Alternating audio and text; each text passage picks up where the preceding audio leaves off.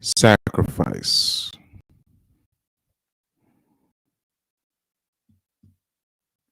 A sacrifice was made.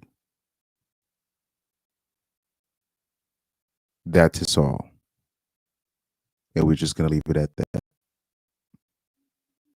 A sacrifice was made. A sacrifice was made. That's all we can say. Shout out to this video poster right here.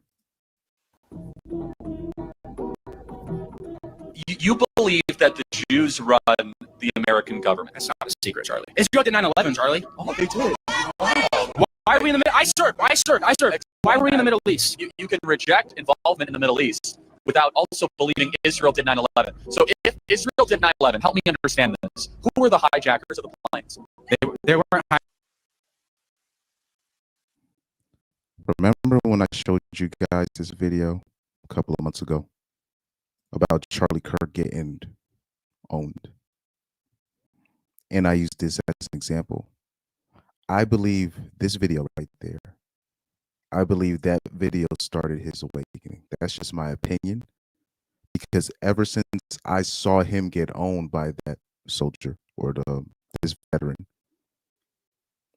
it looked like he went down the rabbit hole and he started asking some questions. That's usually how it works. Started asking a little bit too he started going against the puppet masters. Let's put it like that, right? Explain to me what happened on the aircraft. Okay, first off, what we have to understand, there's only one plane that actually crashed. No, there were three. No, the building's imploded. Okay, if the plane's going to hit a building, why would the building fall down? Time out. That plane. They sacrificed those people to make it look like Bush was targeted because they wanted to cover up Bush's involvement. We just happened to be in Texas reading a book to elementary kids, and they were reading a sign on a whiteboard. Let me say this. Talk about towers falling, Charlie. Anti-Semitism. We've been lied to since the beginning of this country. Jews, Freemasons, all of it's a satanic agenda. Israel is the synagogue of Satan. They're killing innocent people in Palestine over the guise of sovereignty. New World Order is coming, Charlie. Guys. Is this too much for you guys? This too much? This too much for you? Let me know now or forever hold your peace. By the way, let me check my settings. Let's make sure everything's working on the audio front. Yes, sir. Let's hit play again. Anti-Semitism is literally a brain cancer, as you could see. How is this anti-Semitic, Charlie? Okay. Explain to me, Flight 93, who was the hijacker? They didn't have real hijackers, Charlie. Oh, okay. So they got the black box. Of course, it was all just like a conspiracy. Just like they found the passport miraculously 2 miles down from the crash site in I'm sorry, New York. What? They just happened to find one of the hijackers' passports laying on the ground 2 miles away from the crash site in New York. And right here, when I saw this debate, it was interesting to me because usually I'm just so used to people playing dumb, but I had a feeling that Charlie Kirk really didn't like that's the reason why I actually put him on blast, because I'm like, it's clear that Charlie didn't know this stuff. He probably heard of the conspiracy before about a certain country's involvement in 9/11, but he never really looked into it. But I believe that man impacted him in a some can say a positive way, but not really, because unfortunately it cost Charlie his life. But I believe ever since that specific debate, when it went viral, Charlie started going down the rabbit hole and started asking people questions. It just happened to be there. They just walked up and found it. They just randomly happened to find it perfectly with that piece. With that piece. Look it up. Look, World War II was fought not over what everyone. He wasn't playing dumb, guys. That's the thing, because usually the plants, even though Charlie Kirk was a plant at the time, he's one of those plants that really thought he was doing the right thing, right? So Charlie Kirk was one of these conservatives that he thought he was doing God's work, helping the youth, helping the children, see the light, etc., etc. But he is a person that likes to ask questions. And I think this specific encounter led him down the rabbit hole, because over these past couple of months, what people don't know, Charlie was losing donors because he was asking certain questions about a certain country, and he was down to his last couple of donors, right?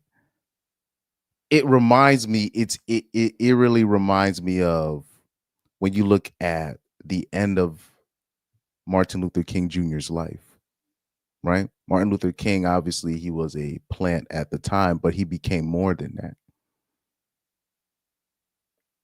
He at first he was an asset to the government or the powers that may be. And I think what he saw happen to Malcolm X, I think when he saw that, he started changing his mindset. And I believe this is the case with Charlie Kirk. I believe after this debate with this man, he started going down the rabbit hole, because you should have seen the questions that he started asking of certain people. He went on certain podcasts, started asking people's questions. I was like, oh, okay. It looks like he's waking up to certain things. Thought it was fought of. Every war is fought by, it is funded by the rich, the Rockefellers, all the rich, the Rothschilds. Okay, so yeah, let me ask you a question. They funded all those. Was Hitler bad? I think Hitler was bad. Yes, Hitler was bad. Yes, but did the Holocaust happen? The Holocaust did happen. How many people died? Not 6 million. How many? It was not 6 million. How many? I don't have an exact number, Yes. Charlie. I don't have an exact number. It wasn't. Okay, but you 6 said it's million. not 6 million. You must have an alternative. How do you know it's not 6 million? Because there wasn't even 6 million Jews in Germany. Okay, well, I mean, you tell me. You're the expert. The reason why Jews have been run out of 109 countries throughout history is because every time they get into a country, they try and take it over. In Nazi Germany, again, they are having transgender surgeries, underground transgender surgeries. They're promoting homosexuality. This is very true. I want you guys. I found this out. I just found out about what was going on in Germany with the Transformers surgeries before an Austrian painter put a halt to that. You guys need to look up this book, The Pink Book, Germany. Let me see. Are they gonna show? Because they're gonna hide the book from me. Oh man, what's that book called? Is somebody in the comments? I think what's it called? What's it called? The Pink Triangle? Oh, what are they saying? It's the Pink Triangle. Let me look this book up for you real quick. The Pink Triangle? Was that? Is that what the book was? There's no way. Nah, it wasn't the pink. It was something. The pink something. They've been hiding this book, but basically throughout just looking at the pictures and seeing what was in the book, I was shocked. I was like, this is basically deja vu. They was having transformer surgeries. They was having transformer brothels and all this stuff. You know, they never were specific on, what kind of books they were burning in Germany during that time. Like, really, during that time, we really need to do a redo of what really happened during that time. I think that's what we really need to do, like what really happened. People are always so worried about whether or not they're going to teach Black history or not, et cetera, et cetera. But we really need to do I don't know. We really need to, because the more you learn about what happened during that time, the stories, the number figure of what may or may not have happened, it's been a lot of misinformation surrounding that time frame. A lot.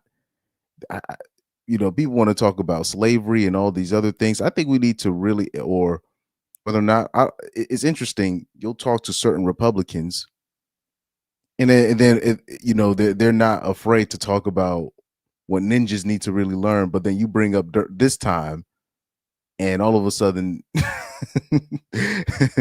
they believe in censorship again. That's not a shock to the Republicans. Those are just facts. But anyway, 9 countries throughout history is because every time they get into a country, they try and take it over. In Nazi Germany, again, they are having transgender surgeries, underground transgender surgeries. They're promoting homosexuality in schools. And Jewish donors, they have a lot of explaining to do, a lot of decoupling to do, because Jewish Yeah, I was seeing videos like this, and and I did see snippets of the interview with him and Ben Shapiro, and the way he was asking Ben Shapiro these specific questions about the small hats.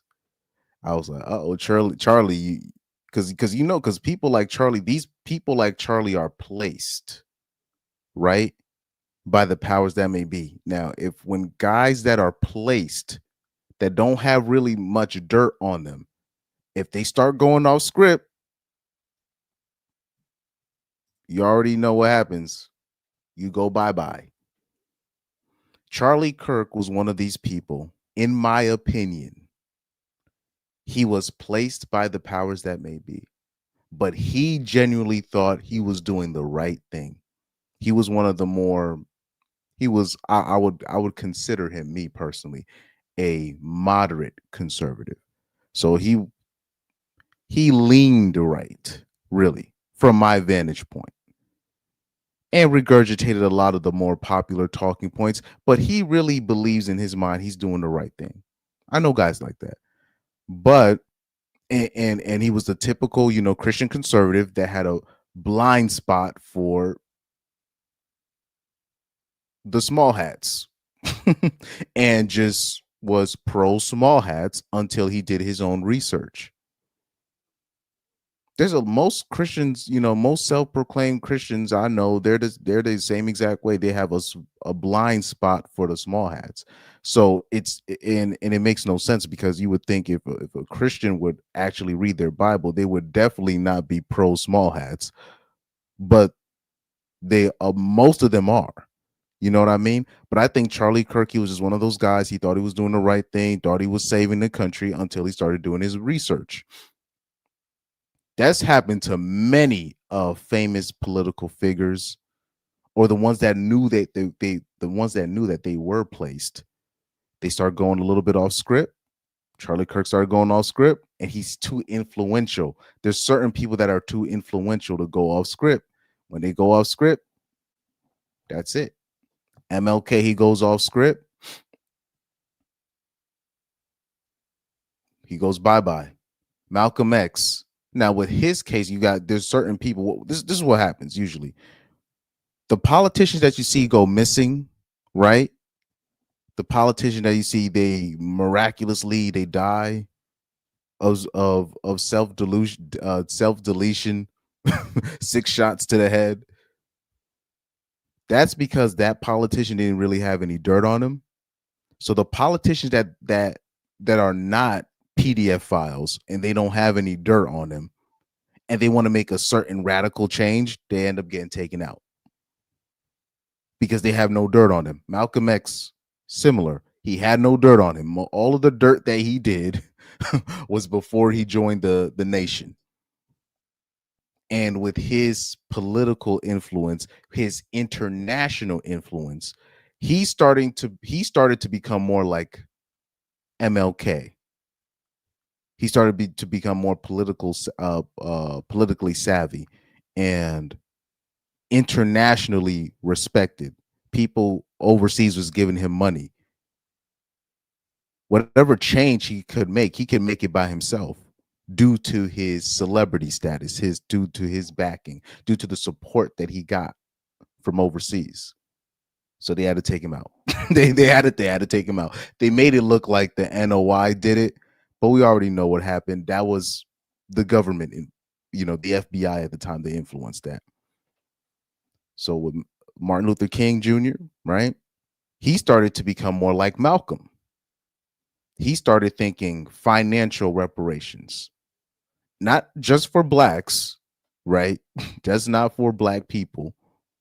Not just he was thinking about the whites, the Hispanics, all of that. Financial reparations. Because, well, obviously it started with black people in terms of black people's financial reparations. But once you start going down the rabbit hole, you start seeing all these different, races of people, different creeds of people struggling with the same thing. Who's hoarding all this money and keeping people down at the same? How is this happening? Financial reparations. And he had the celebrity, he had the backing to pull it. He went off script. That was not his role. His role was just to play civil rights leader for NAACP. He started going a little bit more off script. Take him out, make it seem like somebody else did it. Now we're seeing the same thing with Charlie Kirk. And I don't want black people getting mad at me for making that compare. I'm just showing you what has happened in the past, right? Well, you trying to say Charlie Kirk was Malcolm X? No, I'm just just showing you that just history repeats itself. This is what usually happens to people like that, right? Anyway, shout out to Pyro. What's up, man? But anyways, let me put it back here because I got plenty of more videos to show you. Way more. Donors have been the #1 funding sexuality in schools. And Jewish donors, they have a lot of explaining to do, a lot of decoupling to do, because Jewish donors have been the #1 funding mechanism of radical, open border, neoliberal, quasi-Marxist policies, cultural institutions, and nonprofits. This is a beast created by secular Jews. And it's not just the colleges. It's the nonprofits, it's the movies, it's Hollywood, it's all of it. It's like time for you guys to wake up and say no more. Draw a line in the sand. I don't care if you hate me. Uh-oh. I started seeing videos like that, and I was like, I'm like, is he waking up? I will say this, though, with Charlie. I remember seeing a video that he had, a debate, where he called out specifically black single moms for selling out black men. And this is why black people are in the situation that they're in. And I saw that and I was like, I was like, interesting. But now I'm starting to see, when I start, like, especially for the past month or so, I started seeing videos with Charlie Kirk really starting putting questions on the country of small hats. And it's interesting this month or two, but I'll say specifically this month, I was seeing videos like that, what you just saw.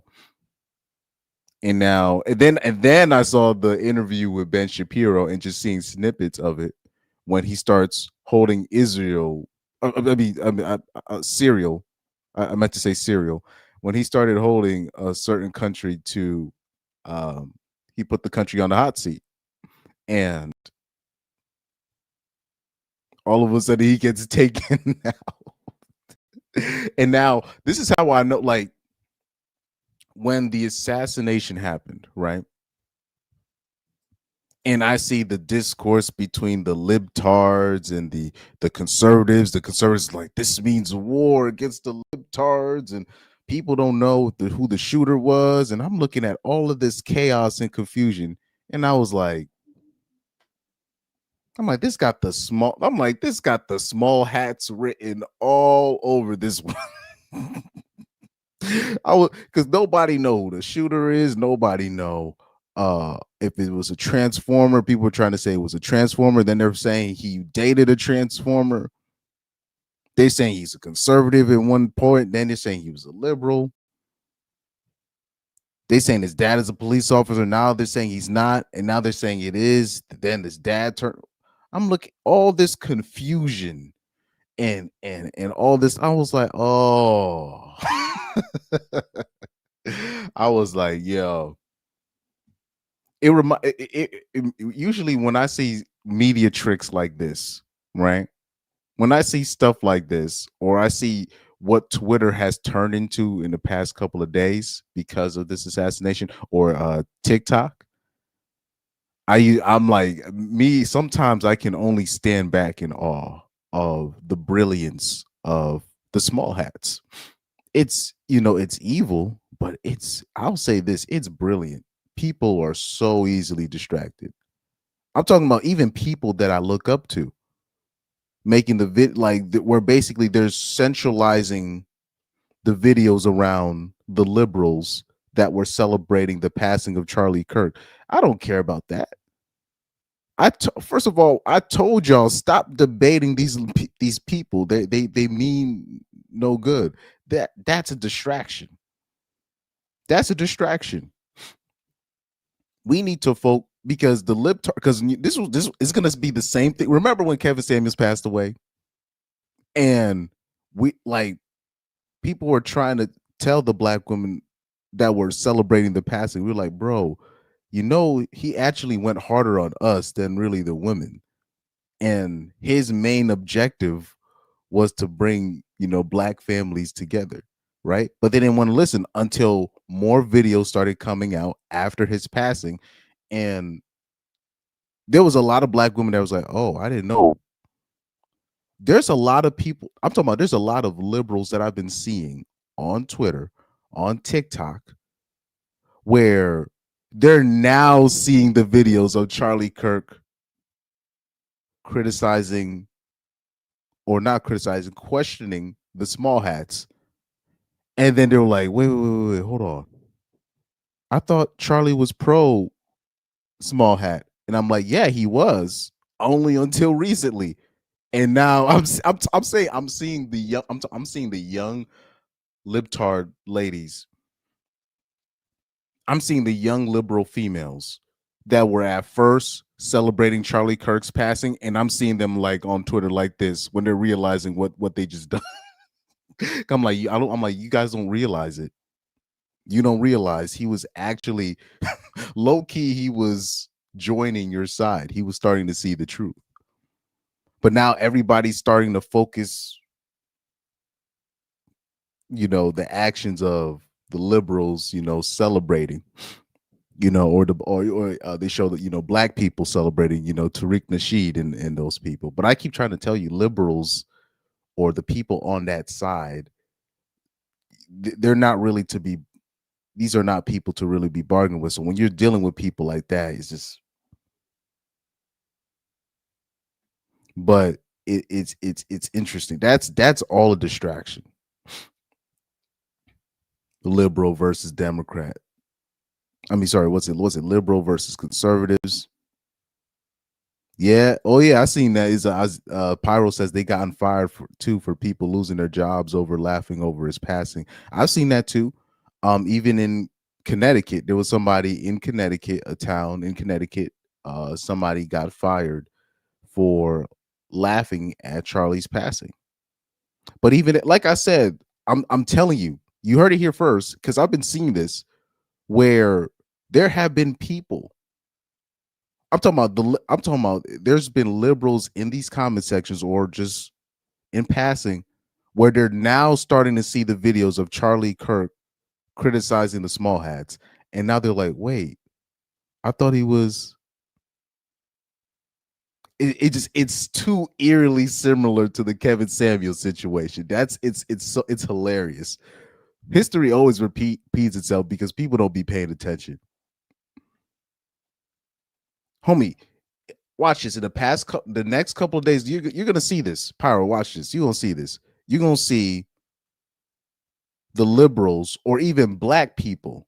They're gonna start reposting Charlie Kirk's videos of him criticizing the small hats, and they're gonna be like, "Damn, I was wrong about it." he was turning a leaf, a new leaf.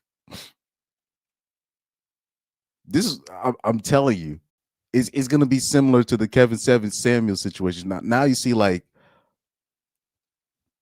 where it was like a lot of women that thought, oh, Kevin Samuels is just a woman hater and all this stuff. And then they started seeing the videos for real. And they're like, oh, we were wrong.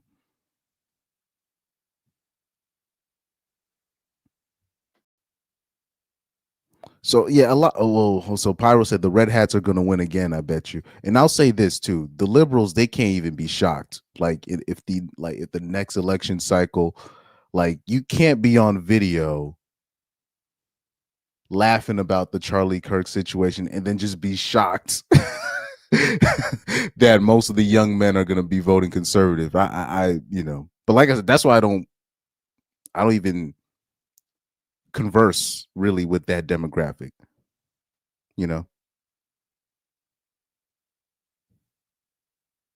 See, Michael M says black people in general don't care about the small hats. That's only a specific group that are even aware those videos won't change anything. I disagree. I disagree with that. I disagree. Ninja saw what happened to Kanye.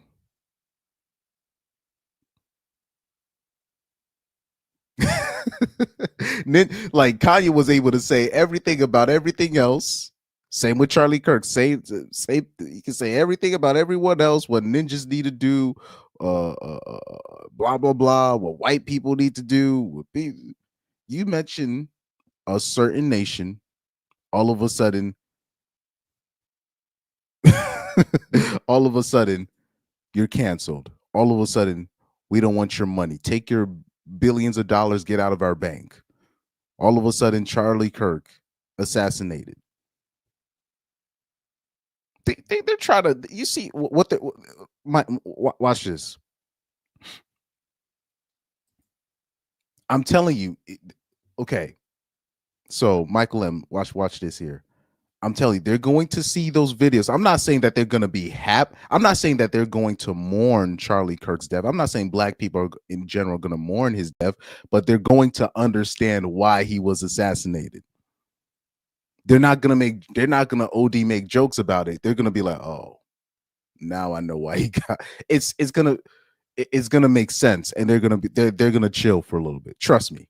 They're gonna do the research. The videos are gonna start going viral about Charlie Kirk talking about the small hats. And I will say a lot of ninjas are gonna be like, oh, that's why. When I was trying to because there was a lot of people that was messaging me about the Charlie Kirk situation. Oh yeah, shout out to Pyro. So Pyro had called me via Instagram. And I didn't know what happened. I had no idea what was happening. It was I think Wednesday this happened. I was going to a 6:00 music gig straight from my morning job. Sorry, straight from my day job. So I had no time to look at my phone, all of that. I'm driving to my 6:00 music gig. I know it's an early music gig, but it was a 6:00 music gig. And I'm getting a call from Pyro, and I'm thinking it's just a welfare check. He's just trying to check up on me, what's happening. But then there was a lot of people messaging me. And then all of a sudden, I see Charlie Kirk get shot. And then the next one, Charlie Kirk passes away. And I'm like, damn. That was wild. So that's how I found out about the news off that. I was like, why is Pyro messaging me at this time? I'm thinking it's a welfare check. Other people start. So that's how I found out. But seeing how you're seeing the videos of the conservatives really mad at the liberals, right? And I find it a bit amusing. Me personally, I find it a bit amusing. But you see how now they're like, you see, the gloves are off. The liberals have humiliated us for the last time, right? And seeing the battle lines being drawn, and it's the same ish all over again. It's now liberal versus Democrat. I mean, sorry, liberal versus conservative. My bad. I made the same mistake twice. But now it's battle lines being drawn politically again. Now, that's when I realized, I was like, I'm looking at just the confusion, the anger from both sides, the gleefulness from the liberals, and the anger from the conservatives, because a lot of the liberals, there's liberals finding out on Twitter as we speak. I'm telling you, this is how stupid a lot of these liberals are. There are liberals on Twitter as we speak. As we speak, they were asking questions. They were like, wait, Charlie Kirk's not an extreme right? I thought he was. There are people on Twitter that think that Charlie Kirk is far right. And I had to tell them, I was like, oh, you guys have no idea. I was like, you guys have zero idea. They think Charlie Kirk is far right. The libtards. That's why I said, like, I'm like, I try to tell people, don't even try to debate with these people. They're lost, right? They, unfortunately, liberals are going to pay for their ignorance, their willful ignorance, their obsession with trying to own conservatives and trying to one up them. It's going to cost them, because after what the liberals did, there's no way, like, there's not going to be no such thing as a moderate conservative no more. Not in America, right? But this is why I think this is why this assassination has the small hats written all over it. They allowed this to happen to Charlie Kirk because they knew the reaction it was going to have was what reaction it was going to incur. They knew what was going to happen. If Nick Fuentes got shot and killed, this would not happen. It had to be a Charlie Kirk. He was the perfect conservative, the G-rated conservative. He's the nice guy that dies, where it's almost like, I don't know what's the perfect analogy. It's the good guy in your friend group that gets murdered. Out of all the crazy people in the group, is the nice guy that gets murdered. And then you have your ops celebrating the murder of the nicest guy. This is why they allowed this to happen. This is why the powers that may be allowed this to happen to Charlie Kirk. Because they knew a war, damn near, or a civil war, or a conflict, a real conflict that can come out of this, that can cover up for the fact that the Republicans voted against releasing the Epstein files again. It could distract them from them even realizing that Charlie Kirk was about to really start going in on the small hats and start questioning the small hats like he was with the ninjas and the liberals alike. It's the perfect sacrifice. It's the perfect distraction. It's wickedly, like, I gotta, man. People are like, oh, they don't think that far ahead, dude. They got the powers that may be, or the people that set up these. Yes, they're thinking that far ahead. I'm not projecting. I'm telling you, yes. I gotta I gotta, tip my hat to these ninjas, man. Because now the discourse, it's politically driven now. It's political. It's now, this is just politically driven. It's like political battle lines have been drawn off of this, and now people don't even want to talk about now. People don't even really want to get into who really, how was this, how was he assassinated? Sorry, not how, why he was assassinated. Now people are gonna be like, why was he assassinated? Why was this lone gunman allowed? There's cameras everywhere, guys. You can't get away with nothing. They allowed him to get assassinated. Pyro, hold on. Pyro said 20 mil wasted on finding out why young men not wanting to be liberal. Well, too late now. Yeah, it's too late now. It's too late now. But I did kind of find it amusing that there was a lot of conservatives that still thought there was that debating young college liberals was going to do anything. Remember, people might think I'm a downer, but remember, like, I've been on this channel saying this. I even went on AJ's channel and I said this is pointless. Or like, how Andrew Wilson be debating these people on the whatever podcast. I'm not. And look, do what you got to do to make that money. It's a hustle, whatever, but it's a waste of time. It's a waste of time. You can't rationalize with crazy people like that. Dude, I'm old enough to remember the far right, and now we're dealing with the far left. And I'm telling you, those people cannot be reasoned with. And the far left has infiltrated colleges, schools. You can't, this is a battle that you've already lost. Now, the only thing that you can rely on is what I've said, is through family building, and understand that you still have the numbers on your side, because the conservatives are going to most likely going to be making kids and having families. So do it like that, and stop sending your daughters to these liberal colleges. You know what I mean? But anyways, let me see.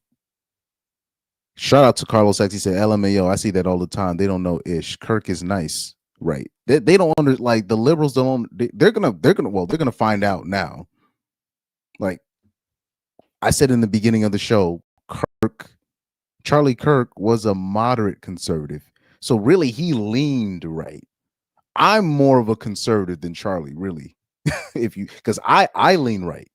I lean right. My what's it? My grandparents, they basically lean right. Now they don't call themselves conservatives, but when you look at their values, they're more of a conservative. My grandparents are more conservative than Charlie Kirk.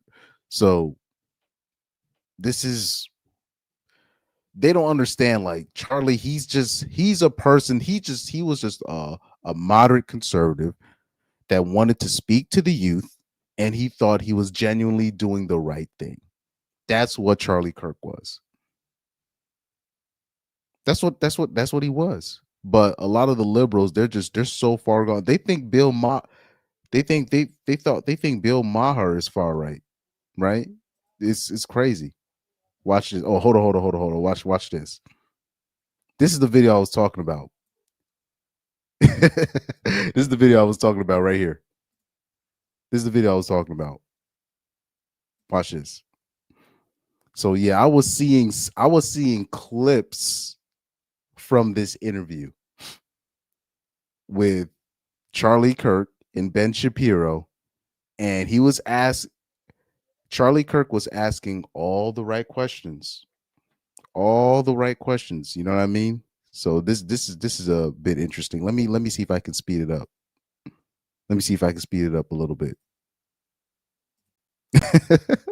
I'm just gonna be showing you all of Charlie Kirk's clips where he started asking all the right questions. And one thing a friend sent me, interestingly, which is, okay, Charlie, we push back against the media on COVID, on lockdowns, on Ukraine, on the border. So maybe we should also ask a question. Is the media totally presenting the truth when it comes to Israel? Just a question, that maybe we shouldn't believe everything the media says, because I know I've been conditioned to ask a lot more critical questions over the last couple of years. So then But look at his face, like when he's saying these things. I think Charlie Kirk knew. He started realizing, I'm not saying here, but I'm talking about, it looks like in his research, he started realizing that Ben Shapiro is one of the bad guys. Because the way, look how he's talking to Ben Shapiro. This is some funny stuff right here. media on COVID, on lockdowns, on Ukraine, on the border. So maybe we should also ask a question. Is the media totally presenting the truth when it comes to Israel? Just a question, that maybe we shouldn't believe everything the media says, because I know. Hey, Ben, you know exactly what he's talking about. You know exactly what he's talking about, man. I've been conditioned to ask a lot more critical questions over the last couple of years. So Ben, some people would accuse Israel of wanting to ethnically cleanse. Some people in the Israeli government are saying, again, it's all over the place, right? You have opinions all over. In your opinion, what would a good outcome 5 years from now be, and how does one respond to the claims of ethnic cleansing?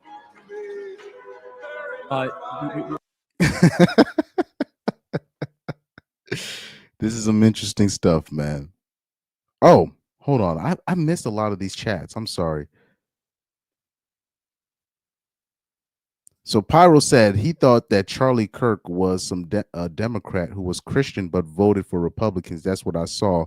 I don't know. And mind you, Pyro, he's making that message from Jamaica. He's from Jamaica. He lives in Jamaica currently. So that's just him just watching. He didn't even know that Charlie Kirk was a conservative per se, right? Carlos X says, "You think the assassin was on the plane that disappeared from radar?" I got that video though. I got the video. I know exactly what you're talking about.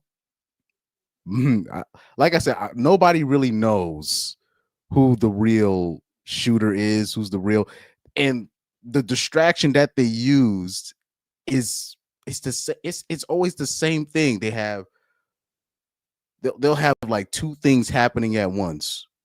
So when the shot rang out, they said that they found somebody with his pants down or something. I'm like, what does that have to do with anything? And they're taking him, all this confusion. And while in the reality, the real shooter might have gotten away. And all the distraction, the confusion. This is why I say the small hats are involved. They are. It's the same trick. It's the same playbook. And seeing just the tension now between the libtards and the conservatives. This is why I believe, this is also why I believe Orange Man. You know, I'll save that opinion for a little bit later, but I'll say this.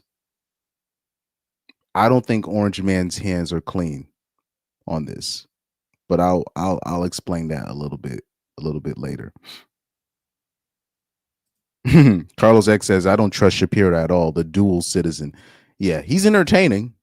He's an entertaining figure. I got to give him credit for that, for being entertaining. But he's basically the conservative version of Destiny, if you ask me, right? Shout out to Young Doga. He says, "Yo, I'm behind on the stream. How's it going? Watching ex-military school Charlie on basic 9/11 facts. Is sad to see he didn't notice." And it's interesting because I remember showing that video to you guys, showing Charlie getting owned. But what was interesting was, usually when people are getting owned like that, it's because they know what he's saying is true. But in that case, I think Charlie really did not know this. Like, he was really ignorant to the small hats involvement in 9/11. And I was shocked because I'm talking about even normies now. I'm talking about even the normies now are like very skeptical of what really happened with 9/11 and the details surrounding that situation. How you have a building fall down and a plane didn't even get crash into it. Like, these are things.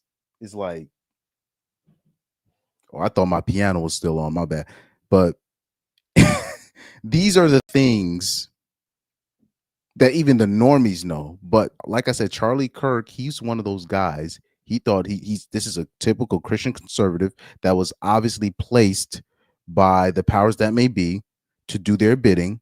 But unfortunately, when the puppet tries to cut off his own strings, the puppeteer will be like, "Okay, you've outlived your usefulness. Next puppet." Unfortunately. And it's been and for these past 2 years now, it's very clear the politicians, the people that are placed before you, they don't serve America. They serve something else. And that something else is literally another country that's not America. And I'm talking about specifically the conservatives. This is why I'm really shocked how you would think that it would be like, this is why I say don't even argue with liberals. You would think it'll be the liberals that would be pro small hats, and the Christian conservatives would be pro P, right? They'll be anti small hat, but it's the opposite. It's never made sense. That has never made sense to me. You would think with the conservatives, with all their values, you would think they'd be hand in hand with the people of the country that starts with P. But really, even people talk about conservatives and the red wave. What's the difference? We're still serving another country. We don't even serve our own interests. We're serving we're serving another country. It don't matter if it's the right or the left. It's clear we don't even serve our own interests. This is crazy work. And Charlie Kirk is starting to connect the dots. It looks like oh no, this is the wrong one, my bad. He said you can't ever do a redo of anything from the past, because when you do, you'll see the lies given in our official truth. Redo World War II, and by the time you get to the Pearl Harbor and realize the government let it happen. These people to understand, like, these things are allowed. They allow these things to happen. These things are allowed. This is the stuff that Corey Holcomb talks about. These things are allowed. These things, when Malcolm X was assassinated, this was allowed. They caused dissension amongst the ranks between the Muslims. And this is why you had all these ninjas come up on the stage and shoot Malcolm X, and then it's just looked like several ninjas shot up Malcolm X on stage, and they don't realize that was all the government was behind that. But they let somebody else do the dirty work. It's the same playbook. It's the same playbook. Carlos X said, this small hat thing is that ugly truth that neither side wants to fully acknowledge. They have their talents deep into the U.S. And then on top of that, well, this is what happens, especially in the politic game. This is why when they choose their puppets, the politicians, or the corporations, the CEOs, the deep state, whatever you want to call them, they use people that like to mess with kids. This is what the Epstein's list was about. Because the reason why that list is not going to be ever released, because it's all of the politicians that you see, they're on that list. All of them. The news anchors that you see, all the people you see on TV, they're all on that list. They're all on that list. Just assume that every politician that you see on TV, including Orange Man, they're on that list. They're on that list. That's why it's never going to be released. Charlie Kirk was talking about, he was hinting towards that. And I'm about to, I have another clip about that. And mind you, just in full disclosure, remember, just a couple of days ago, the Republicans voted against the release of Epstein's list. The Republicans. Let me repeat that for you. The Republicans voted again against the release of the list.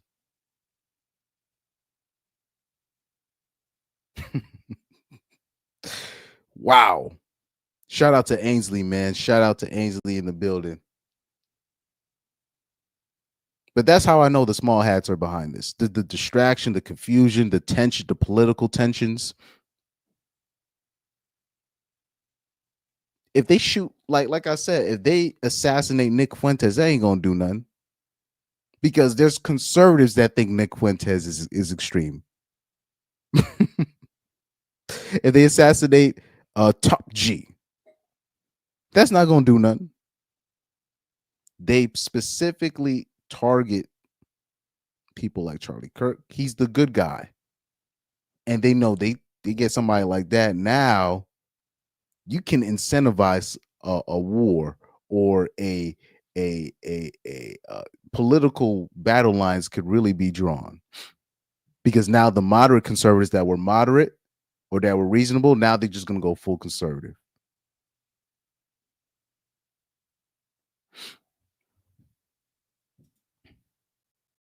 Yep.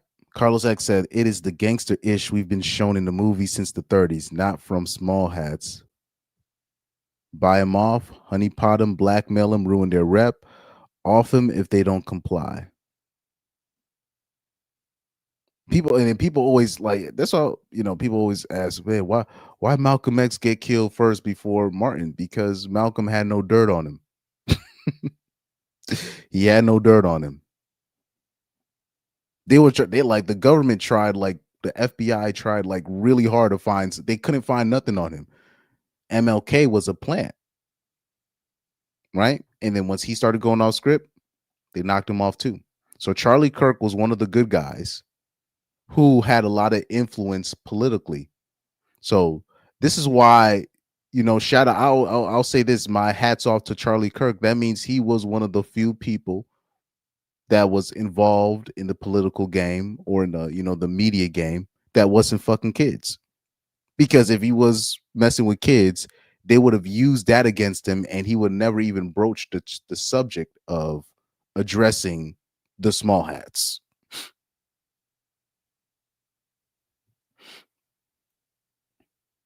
So Charlie Kirk, shout out to him. He was one of the few. He was one of the few decent ones. But like I said, yeah, shout out to Carlos X. Clearly, you and Corey Holcomb is interesting. He talks about this stuff. Like Corey Holcomb talks about this stuff all the time. This country is run off gangsta-ish. We're run by gangsters. When you look at the background of Orange Man, look at Orange Man's background. Need I say more? Gangsta-ish.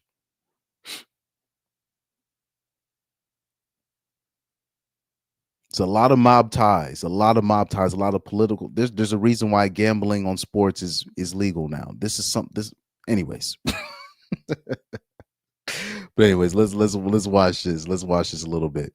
Let's watch it. We're running out of time here, but just last question on this, Ben. I know this might be a tougher question, but BB said, quote, I didn't like that he said this, I'll be honest. You can't be MAGA if you're anti-Israel. I don't like it for a couple of reasons. How did you analyze that statement from BB? And it is totally fine to say to people who wish to destroy our civilization, no, your values suck and they don't belong here. Where does all this resentment come from?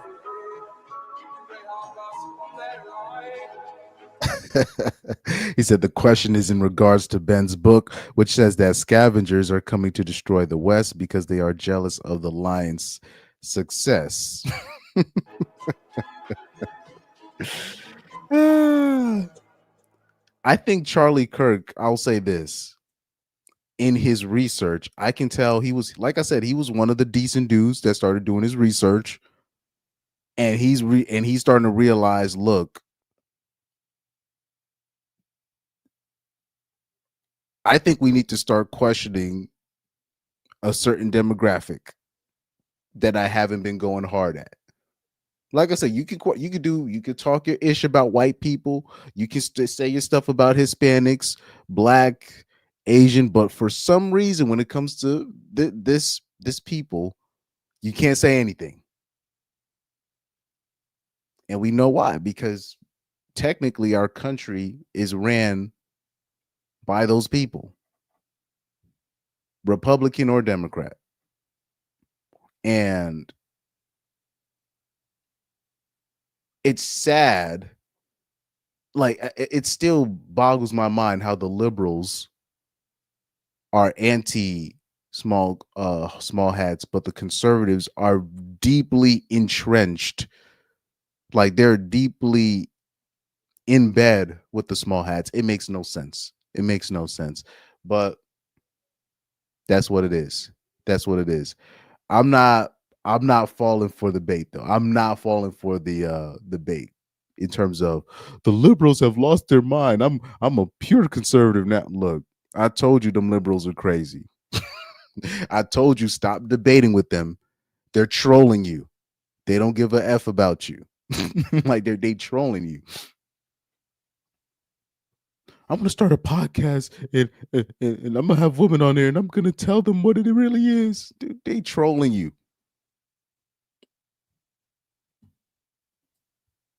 They trolling. Let me see. Carlos X said Kirk can't help but question things. I respect it. Yeah, he was just one of those dudes. Like I said, it's great, when Charlie Kirk is going on college campus and questioning college kids about elementary stuff, right? Abortion, all the civil rights, all that, what's it, black, oh yeah, black on black crime, all the stuff that's going to trigger the average liberal, right? But once he starts asking questions about this, pew, told you. I told you. Like I said, if I always say this, if you were conservative in one of these things, yeah, just stick to the elementary stuff. You're not allowed to talk about the small hats. You're not allowed to talk about the small hats. You can do everything else. I'm talking about you can literally do everything else, but talk about those people. Black people always have to answer to the actions of our degenerates of our community. White people always have to get questioned about what white people did in the past. Asians gotta talk about their people sometimes. Hispanics have to always deal with like Hispanics always got to deal with the stereotypes just in general, but a lot of times they don't care, but they still got to deal with it. They still got to have those questions. But once the small hats start getting questioned about why do you do this, all of a sudden you lose your job. All of a sudden you getting canceled. All of a sudden you getting deleted every single time.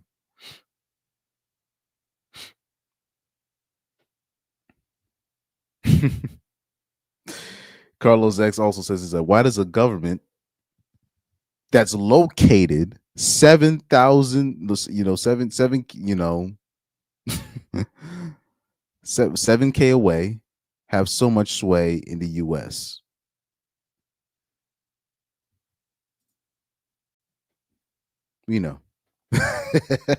I was just hoping people would put two and two together.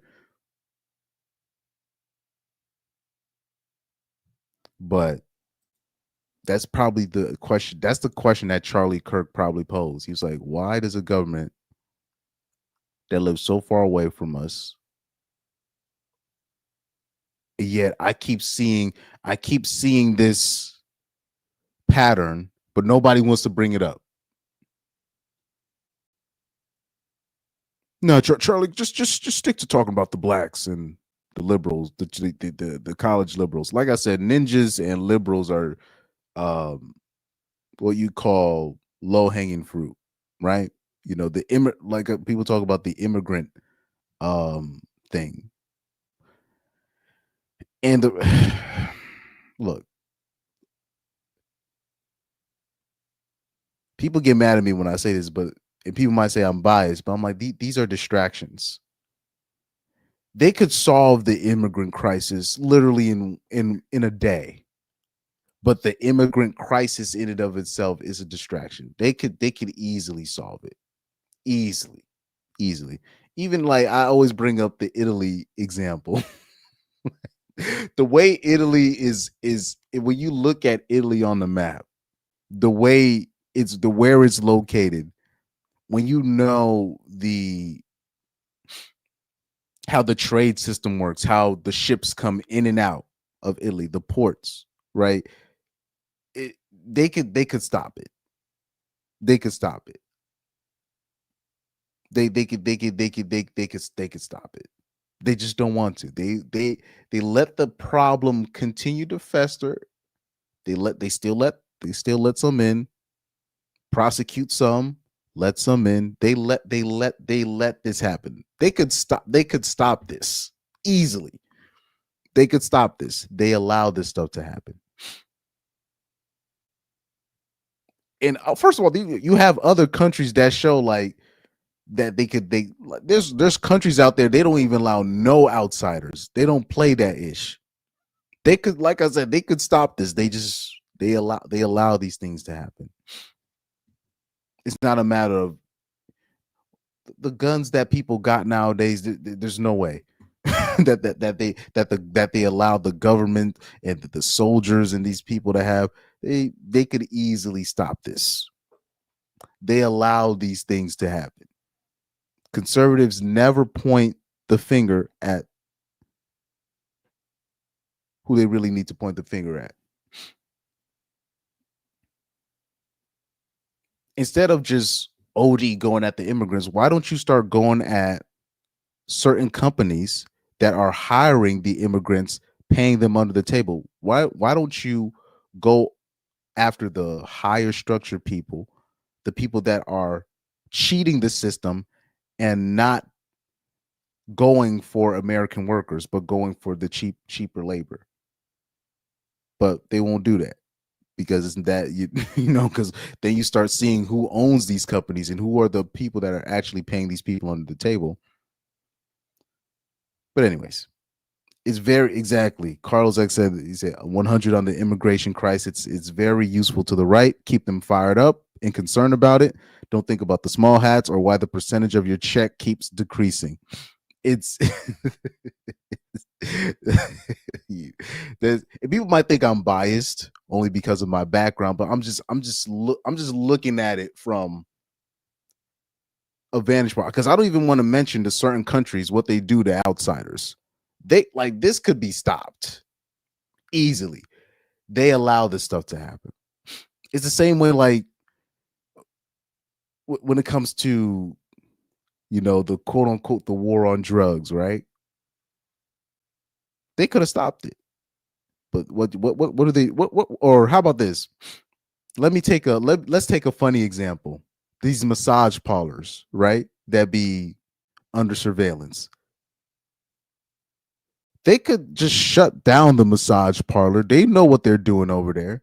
But what they do, they just let people keep continuing to come in, let them build the case against themselves, keep building the case. And then eventually what they do is they wait for somebody high profile to come in, and then they'll make the bust. Or they wait for a specific person to come in that will help their case. But they just let it build up. They let it build up, let people come in, let them think that they're getting away with it. And then eventually, after a certain time, after the case is built, then they shut down the Asian massage parlor spot. This is they allow this stuff to happen. Remember with the Robert Kraft situation? They said that place was under surveillance for months, but now they want to do a bust when Robert Kraft gets caught up in it. We know what that is. That's kind of how I look. That's how I look at things. These things could be stopped. If they really cared about it, that could be stopped. I'm talking about easily. It could be stopped. But they use these things, to fire up the right. Keeps them engaged, keeps them involved, makes them think like that they're doing something about it. They could easily stop this. Carlos X says in Portland there's an Asian massage parlor every 10 blocks. I see what the authorities are doing. He said don't shut down my favorite spot. just hope that, because you just got to hope that the spot that you're going to, hopefully the hopefully the massage parlor spot, hopefully they're paying their protection fee, because we still have store owners. They got to pay that protection fee to unknown entities that you don't want to know, to keep their store running or to keep their business running. So they got to pay that. You just got to hope that your spot is paying that fee, whether it's to the police, whether it's to an unknown entity. Just hopefully they're paying their fee. Mafia ain't went nowhere, bro. Just because it's 2020 something,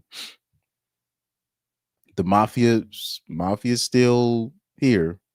The mob still runs things for the most part, and especially in this country. And yeah, I was about to say, my state, especially the state I live in, is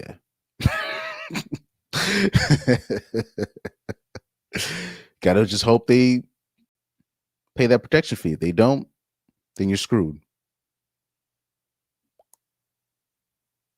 How about this? Let me give you a story. I know there's a stripper I know.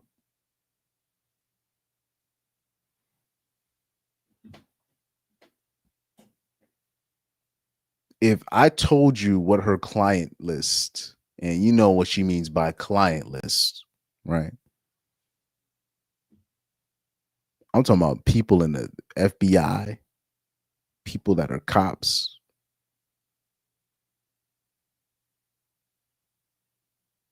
They know, trust me, the people in these law enforcement agencies, the people, they know what goes on in these establishments. They know what's going on.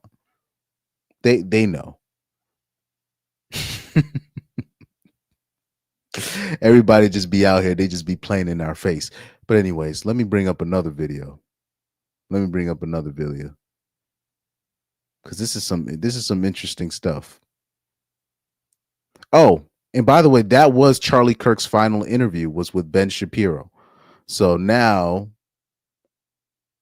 people start I hope people really see Ben for who he really is. But anyways, what other Charlie Kirk video did I save?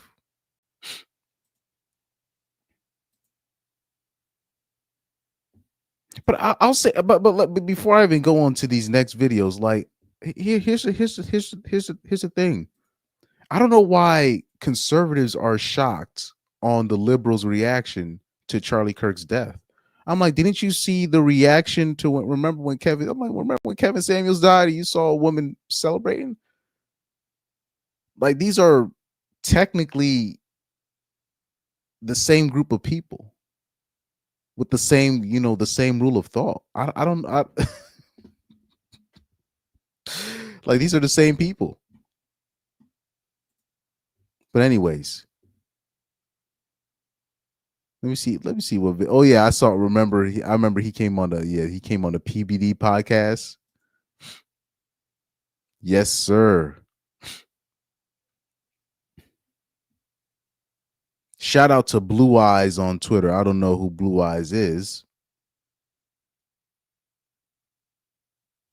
but she seems like a Republican, I guess. That's according to her profile. She's a proud Republican, MAGA. You see, in her profile it says MAGA, Jesus, and Trump. Right?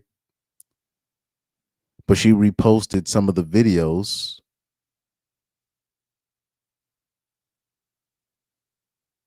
And shout out to her.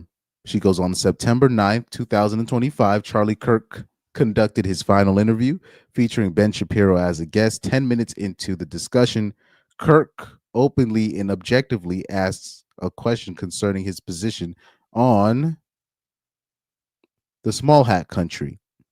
I believe he crossed the line and it may have cost him his life. And then here we have another video, him on the PBD podcast, and we already know that specific spot is pro small hat. We know this. I'm not willing to say to go so far that saying that Netanyahu knew or there was intelligence here, but I think some questions need to be asked. Was there a stand down order? Was there a stand down order? 6 hours? I don't believe it. Israel's the size of New Jersey. He's talking about 9/11 here, guys. I took a helicopter ride from Jerusalem to the Gaza border. It's 45 minutes. Wow. 6 hours. They're live streaming the killing of Jews. Did somebody in the government? Oh, my bad. Say stand down. That was something else. That is a legitimate non-conspiracy question. I'm not in Israel many times. The whole country's a fortress. When I first heard this story, that's what he's talking about. My bad. I was thinking about 9/11, but this is where he's talking about where he wanted to do the research himself. He went to the small hat country, and this is where he came up with the conclusion that what they're really trying to do in Israel is to ethnically cleanse the people that are actually from there and replace it with the small hats. I still have the same gut instinct that I did initially. I find this very hard to believe. I've been to that Gaza border. You cannot go 10 feet without running into a 19-year-old with an AR-15 or an automatic machine gun that is an IDF soldier, right? The whole country is surveilled. And so let me just kind of go through this. We don't talk about Israeli politics very often, and most of Let's go back because I heard that too. It was people were like they didn't say anything to what Charlie Kirk had said right there. I'm not willing to say to go when he said, "Was there a stand down order?" That's wild. so far that saying that Netanyahu knew or there was intelligence here, but I think some questions need to be asked. Was there a stand down order? Whew. Was there a stand down order? 6 hours? I don't believe it. Nobody said a peep. A peep. A peep. Yeah, you can literally hear crickets for real, for real. Israel's the size of New Jersey. When I took a helicopter ride from Jerusalem to the Gaza border, it's 45 minutes. Wow. 6 hours. They're live streaming the killing of Jews. Did somebody in the government say stand down? That is a legitimate non-conspiracy question. I'm not willing to go so far that saying that Netanyahu. Hold on, can I go to the next Americans one? don't know this. The last 9 months, Israel was on the brink of civil war. I've been to Israel many times. The whole country's a fortress. When I first heard this story, I still have the same gut instinct that I did initially. I find this very hard to believe. I've been to that Gaza border. You cannot go 10 feet without running into a 19-year-old with an AR-15 or an automatic machine gun that is an IDF soldier, right? The whole country is surveilled. And so let me just kind of go through this. We don't talk about Israeli politics very often, and most Americans don't know this. The last 9 months, Israel was on the brink of civil war. It's not an exaggeration. This judicial stuff, there were hundreds of thousands of Israelis taking to the streets because Bibi Netanyahu was basically redefining the Israeli constitution. That's not an exaggeration, right? He said the judicial branch has too much power. There were protests planned this week against Netanyahu, where they anticipated tens of thousands of people to take to the streets. That's all gone, Patrick. Netanyahu now has an emergency government and a mandate to lead. I'm not willing to. Now, I'm telling you, Charlie did not know this until he started doing his own research. This was a guy that started to do his own research. Because I was seeing clips like this, and I was like, "Uh-oh, it looks like Charlie's waking up." To go so far that saying that Netanyahu knew or there was intelligence here, but I think some questions need to be asked. Was there a stand down order? Whew. Was there a stand down order? Jewish communities have been pushing the exact kind of hatred against whites that they claim to want people to stop using against them. Now, I don't like generalizations. Not every Jewish person believes that. But it is true, the Anti-Defamation League was part and parcel with Black Lives Matter. It is true that some of the largest financing Facts. I learned this in 2016. A pro-black person put me on to what Black Lives Matter really was, and I was shocked. it blew my mind when I found out what Black Lives Matter really was in 2016. It was either 2015 or 2016, but this person via Instagram, this pro-black person, he put me on Jewish communities. I'm not. But when you look at Jewish communities, oh my bad. When you look at specifically Black BLM, right? Especially when you look at their mission statement and their ultimate mission statement, it didn't even really have anything to do with Black people. But when you start seeing stuff with they want to tear down the nuclear family, it literally said this in their mission statement. And you're like, what? Well, I'm like, what kind of organization is this? This is a terror. I said, this is a terrorist organization. You know, so these are the things, and then also the small hats involvement in these entities. I started realizing this in 2016.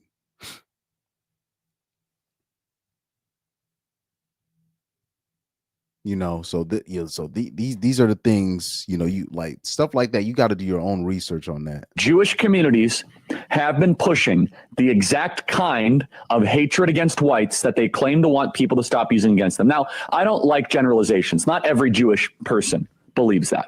But it is true the Anti-Defamation League was part and parcel with Black Lives Matter. It is true that some of the largest financiers of left-wing anti-white causes have been Jewish Americans. They went all in on woke, and it wasn't Facts, more facts. just ADL. It was some of the top Jewish organizations in the country that have done that. In fact, we have seen this with the recent retreat of Jewish donations that are no longer going to be administered to colleges, right? Mark Rowan, Leon Copperman. Can we get that full list? It's very powerful. The part of the, so that's totally true. And by the way, Tucker Carlson reinforces this. So I'm going to kind of, it was quite a day on the internet. Tucker Carlson was interviewing Candace Owens. We have Candace Owens coming up next hour. And Tucker.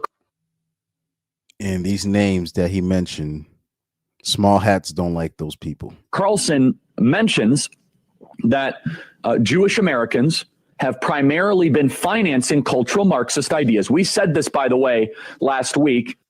Facts, facts, facts, facts. And people came after us. We were on top of it. We actually said it in a different way. We said, I'm glad that Jewish Americans are reconsidering their financing of cultural Marxism.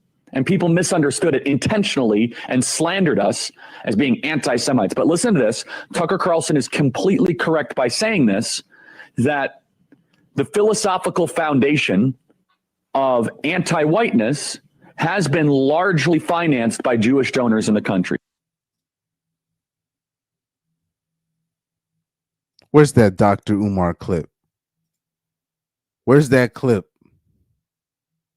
Facts. Facts. Facts. There it is. That is not even conspiracy. These are things you could look these things up. That's not conspiracy theory. Not conspiracy.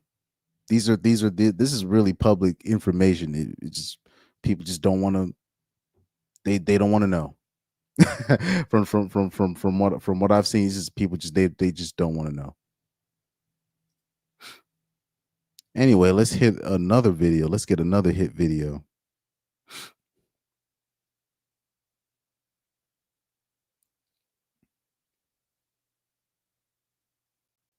See if I can get another video real quick. Did I skip over one? Oh yeah, so watch this. So there's a video that's gone viral regarding Charlie Kirk's assassination. So Ben Shapiro made an appearance on Bill Maher's show. So this was, I found that a bit interesting. So this is a little bit interesting. So this is one, I'll say this video right here that you're about to see, this is why I don't want people to fall for the trap. In terms of, man, we finna go after these liberal. Don't fall for it. Don't fall for it. Watch this. Don't fall for it. That's a trap. That's a trap. First of all, you know, liberals, yeah, they are your enemy, but it's not. It just there's been no difference from from then, you know, post Charlie Kirk's assassination and pre. There's no difference, right? But watch this. Watch this here. This is going to be Ben Shapiro talking about the the murderer's intent, whether he was left, whether he was a liberal or he was a conservative. The reality is that as somebody who receives an inordinate amount of death threats, and I know the kind of death threats that Charlie was getting, you can break down the death threats and where they are coming from. And if we are not politically correct, then we understand that if there's a shooting at a synagogue, it is very likely to be either a white supremacist or a radical Muslim. If it is a shooting of a Republican politician, it is very likely to be a trans Antifa Marxist shooter. That is just not That true. is that it, We it- don't it is- know. We don't know what this it is- kid is. We do know this kid was of the left. We do know that. We do know what? That this kid was of the political left. That is according to contemporaneous reporting from The Guardian as well as Tablet Magazine today. No, nobody knows who the kid is. Nobody can give a specific answer. Nobody. There's too many stories on what background he comes from. Nobody can really give an actual story of what he really It's is. 2 days out. We don't But know shit, Ben. but here's- we don't know shit. They never do. The internet is undefeated in getting it wrong to begin with. It's not about the internet. That's about the actual reporting by mainstream accepted. The Guardian is not a right wing. Here's what we heard. Here's what I was told so far, and I'll tell you what was wrong. First, I heard he's a registered Republican. Not Not true. true. Okay. Then he was a donor to Trump. Not true. His father works in the sheriff's office. Not true. There was a picture of him wearing a pro-Trump shirt. Not true. Member of the Democratic Socialists of America. Not true. We don't know what he is. Well, How are you so sure he's of the left? Now, I agree. When you write on a bullet, what did he write on the bullet? Catch this. catch this fascist, which is Okay. also a gamer thing. Okay, but now I'm hearing he may have been part of that group for whom Charlie Kirk was not right-wing enough. You mean the Groypers? Yes. Now they're mentioning the Groypers. Don't you guys see the confusion? I mean, so that would. That So you're sure he's not that? I'm not sure that he's not Oh, a that. minute ago you were sure well, what no, he was. Hold on, Bill. Hold on. Okay, because I've been. You were. So here's the irony from this. Here's the irony from this. These are two Jews talking about this. The two small hats talking about this situation. So technically, neither of them should be trusted. neither of them should be trusted when talking about this specific situation. But conservatives will look at that video and they will dismiss it. But that should not be dismissed. Because you see what they're trying to push. Specifically, Ben Shapiro considers himself a conservative thought leader. He's already trying to push the narrative. Oh, he's left. He's liberal. And I'm just like, bro, people already they already kind of, nobody really knows what he is. So now the reason why I showed you this is because of this. I'm seeing a lot of, I'm talking about RP channels where they're focusing solely on, okay, we gotta be, all right, we're anti-liberal now. We gotta go full mode conservative. And I'm like, I think that's a trap. Me personally, I think that's a trap. Because now I'm looking at Ben Shapiro. You see what he's trying to push. He thinks we're stupid. I think that's what conservatives like Ben Shapiro. I think he looks at the average conservative crowd, specifically, especially when you're talking about small hat people like Ben Shapiro. He really looks at the rest of us like we're like Gentiles, right?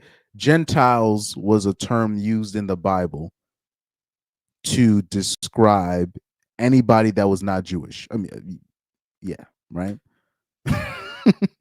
Okay. That's how people like Ben Shapiro really looks at all of us, right? That means white, black, Hispanic, whatever. A guy like Ben Shapiro, he looks at the rest of us like we're all, Gentiles. That's how he looks at us. So he, at the actuality of the situation with Ben Shapiro, he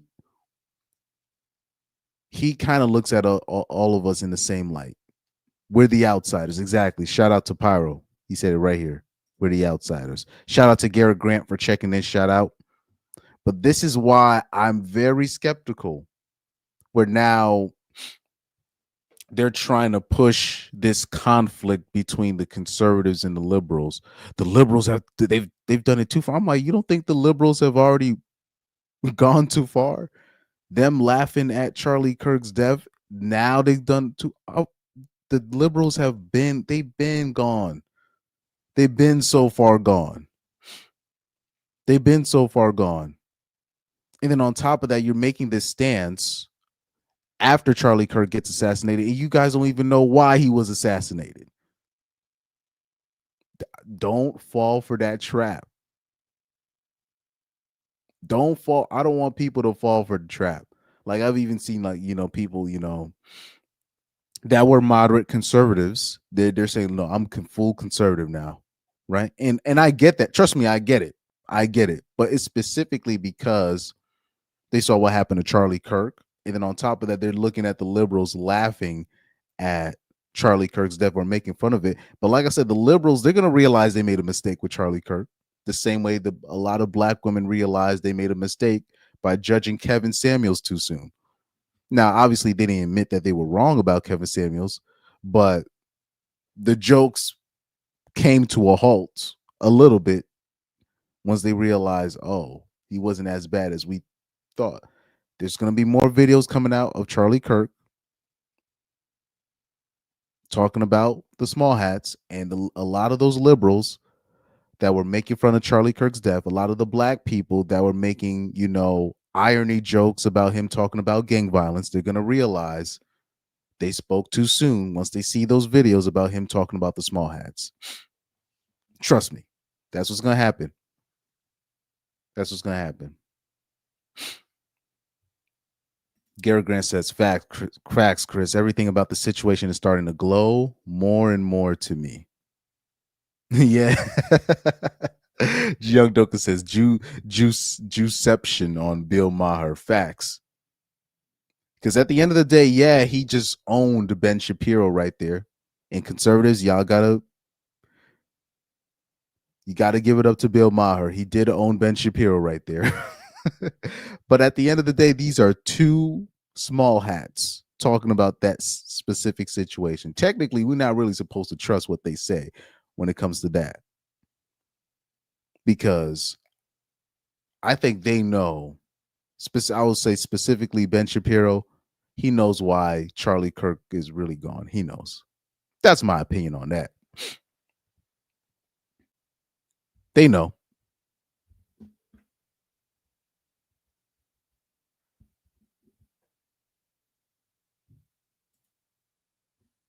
He said, Chris, the nationwide, we saw the news about him getting unalived on television because even other nations watch him. Yeah, Charlie Kirk has a lot of influence. He has a lot of political influence. So a guy like that who's in the conservative camp and he starts having questions for Israel. No, that was off script. Charlie went off script. Okay, it's time to update our plan. it's time to update our plan. And like I said, he's the perfect sacrifice. This is why now I have questions. First, I have a lot of questions in terms of this is the question I have for Charlie Kirk's assassination. Is Orange Man involved in this? Because I'm watching some of these interviews where they're asking Orange Man, what's your reaction to Charlie Kirk's assassination? And he looks a little bit too chill for me. I'm not saying he looks chill. He looks relieved. And I'm like when you look at Orange Man, when he's talking about the assassination attempt, he doesn't really look sad. He looks relieved, which somebody that you said that was like a son to you, and I don't even see no type of anger. I don't see. You see how you see the people online, the conservatives online, or even the red pill space, the people in the red pill space, that you could see the sadness or the anger. I saw none of that in Orange Man's eyes. So now I gotta look at this nigga like,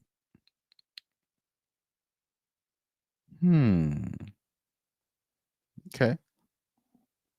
Are you involved in this? Because like I said, Charlie Kirk, I say he is the perfect sacrifice. He was the perfect sacrifice.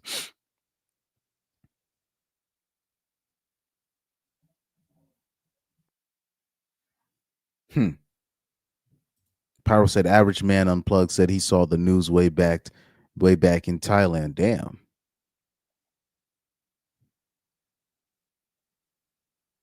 And shout out to Average Man Unplugged too. Carlos X said Ben Shapiro has posted about continuing the college debates himself. So suspicious. I thought he said, okay. Because I thought Ben said he was gonna. I thought Ben said he was gonna stop. But if he really is continuing himself, that's interesting. Because there's a lot of people that basically pulled out in terms of they're not doing those college tours no more. Right?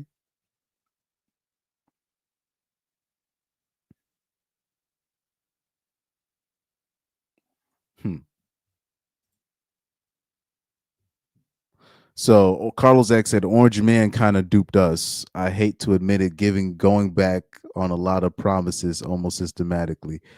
Well, you say us. Duped us. Look, I say it like this. I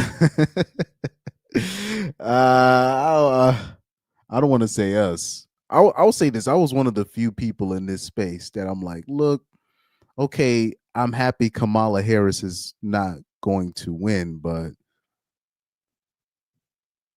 it's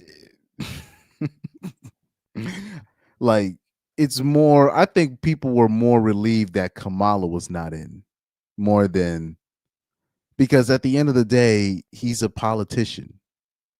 That's the role that he decided to play. And then watch this. I'm gonna take it a step further. Remember, I made the stream about Trump's assassination attempt. Yeah, us. I don't know us. And if you saw people that were celebrating Trump's the Orange Man's victory, it's because they would rather him than Kamala, right? And like I remember when Orange Man got elected, I was mostly praising the black conservatives for showing up and not being afraid to come out as an open conservative and speak your mind, really, for the most part. But when it comes to politicians, you can't really trust what they say. The politicians that do try to do right, they end up getting deleted, right? So how about this, Carlos X? Let me say it like this. He said dupe guys like me. I'll say it like this. I'll say it like this. I'm gonna take it a step further for what you said in terms of when you say Orange Man tricked us. I'm gonna take it a step further. I think it's time that we owe.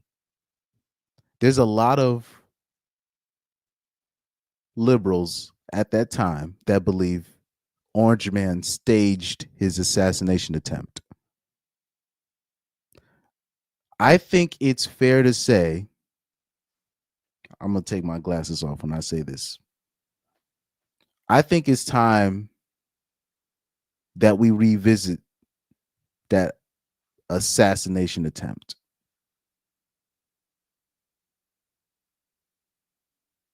Because now I'm looking at this, I'm like, there's probably a real possibility that Orange Man staged that attempt. Now, I remember watching the Corey Holcomb show the next day, and I just didn't want to believe it. And Corey Holcomb, because you already know how Corey Holcomb gonna speak his mind. He said that was cap. He said that whole thing was cap, and I didn't want to take his word for it.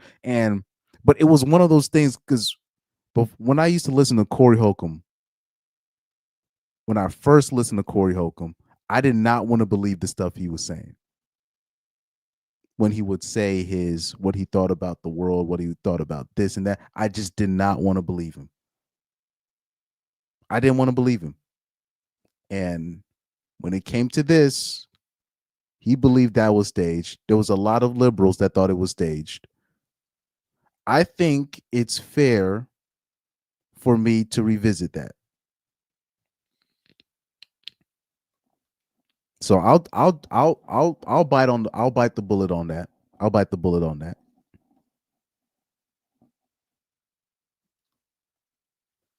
Because at the end of the day, politicians, that no matter where they come from, they're not on your side.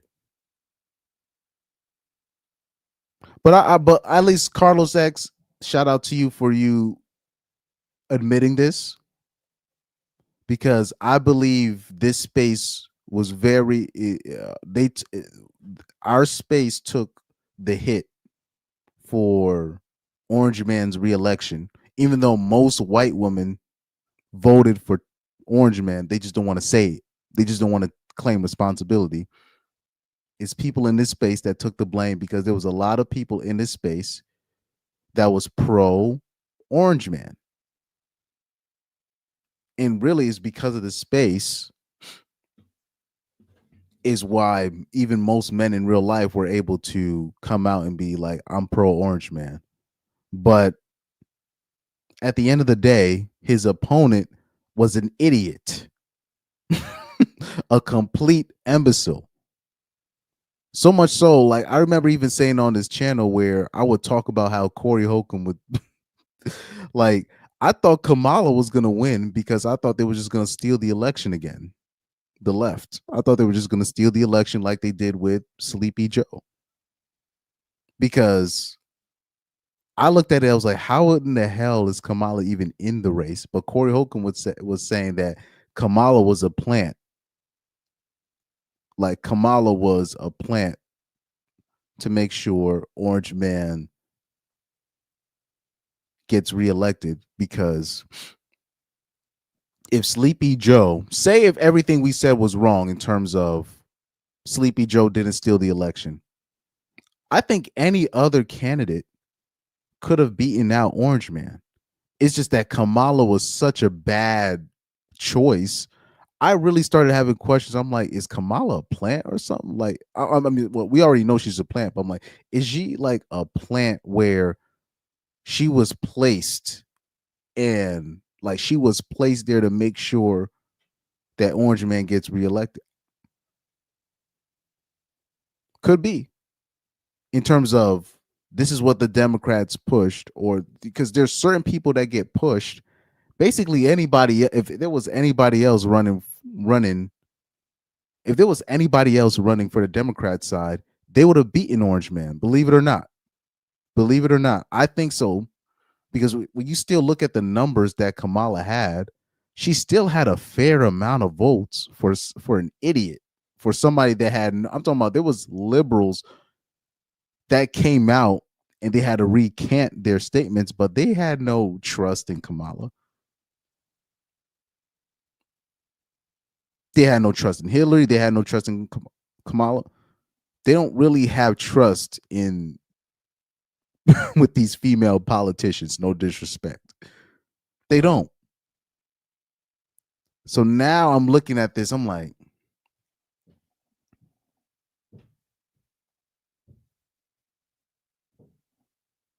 and like I said, Orange Man is suspect until further notice. And I'll be one of the first people to put that out there. And also, when it comes to the Epstein's lists, right? Every politician that you see on TV or that you know, just assume that they're on the list, because it seems like that list is never going to come out. Especially when you look at the news, where you see the news where, or you have people reporting the news where they're saying that the Republicans voted against the release of the list again. And the Republicans ran on or sold other Republicans a bill of goods of, oh, we're running, and if we get into office, we're going to release the list. Oh, really? Because I'll say this, I looked at these elections like this. I said, look, yeah, I think Kamala's going to win, but I hope she doesn't win, because we're fucked if she wins. I don't really look at that as an endorsement for Orange Man, but it's just like, okay. But Orange Man owes a lot specifically to this space. But look what he's doing. But look what he's doing. Look at what other Republicans are doing. And then look what they're doing right now right now as we speak, they're trying to blame. Now they want to talk about Nick Fuentes and the Groypers and all. What does that have to do with Charlie Kirk's assassination? Now, you're trying to say that that was the Groypers' fault? Stop. And I'm not even a fan of Nick Fuentes like that, but can we stop this, please? Yep, that's what I was talking about. He said, "Oh yeah, did the Senate vote against the list coming out the last few days?" Yep. And I think I got the video on that too.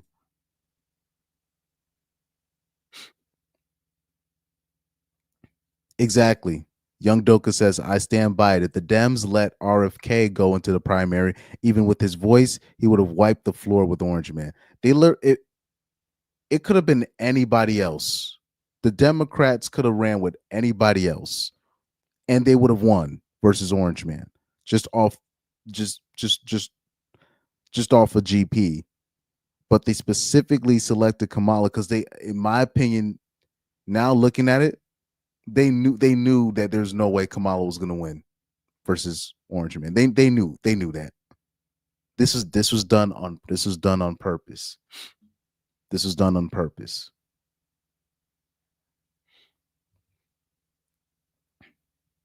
Yeah, if RFK ran as a Democrat, he would have won. Yeah.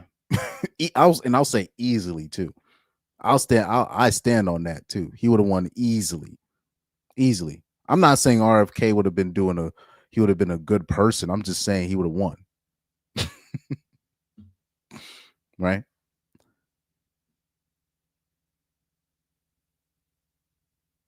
Yep. So Young Doka says he's talking about the assassination attempt with Orange Man. He said definitely seems fake now, just like the first debate.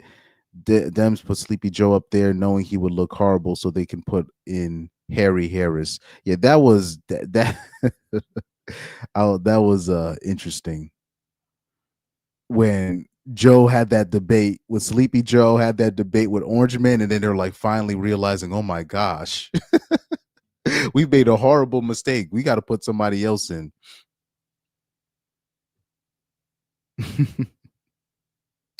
So, oh yeah, he said saw the Shapiro post on Facebook. I'll send it to you.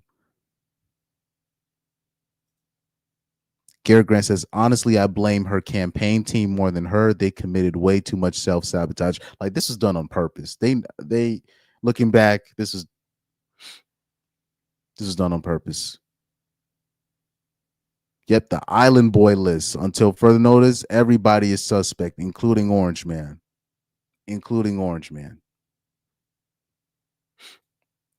Young Doe. Oh, okay. No, I already read that. Carlos X says, oh, yeah, did the Senate vote against that? Yep. Carlos X said, judging by the way RFK left the Democrats, I don't think the Democrats would allow him to be the candidate. He probably wouldn't play ball. Of course. But anyways, let me bring up another video because I got a lot of videos saved up on Instagram. Whew, like a lot of videos on Instagram. I should. Sometimes I'd be forgetting just liking it doesn't mean I saved it. And some of these videos are videos I already showed via Instagram. Oh yeah, so shout out to this guy right here.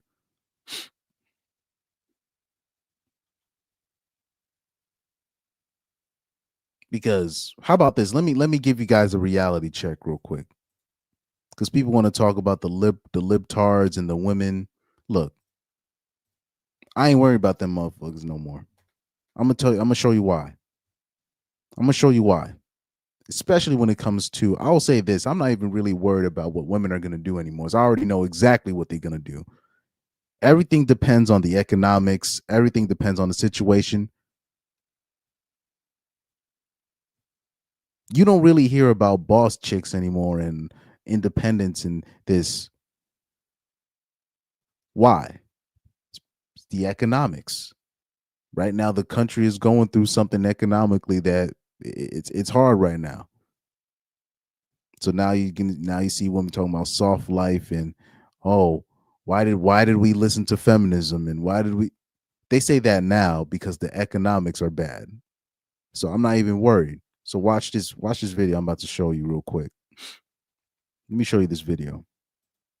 This is why I'm not really even worried about the libtards or the feminazis anymore. Watch this video. Oh, wrong tab. Wrong tab. That would have been embarrassing.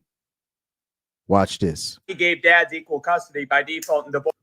Let me play this from the beginning.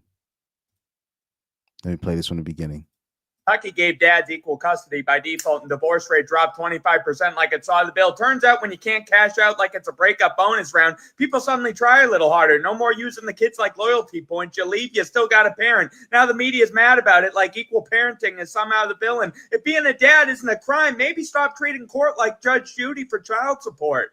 Kentucky gave dads equal custody by default and divorce rate dropped 25% like it saw the bill. Turns out when you can't cash out like it's a breakup bonus round, people suddenly try a little harder. No more using the kids like loyalty points. You leave, you still got a parent. Now the media's mad about it like equal parenting is somehow the villain. If being a dad isn't a crime, maybe stop treating court like Judge Judy for child support. So isn't this interesting? So the state of Kentucky, they did something interesting. So now, when a breakup occurs, a divorce happens, right? The default now, when it comes to custody, it's already automatically a default 50-50 custody. 50-50, it didn't say primary goes to dad. It just says 50. Now it's 50-50 custody as the default. 50-50 as the default. And if you want more, you're going to have to hire somebody, or you're going to have some real dirt. And it's interesting.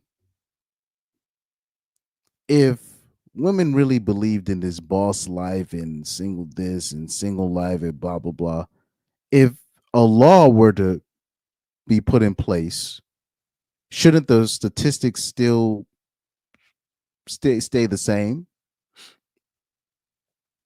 Wouldn't you have quote unquote women fighting for custody for their kids? Now the law says 50-50 by default. 50-50, mind you, 50-50. And what did the percentage say? The divorce rate dropped by 25%. Do you know how significant that is? 25% of a divorce drop rate. Once they just put the thing to 50-50, the divorce rate drops by 25%. That's wild. Just off that one law they implement. 50-50 custody as the default. All of a sudden, families are staying together now. And it's the same thing that I said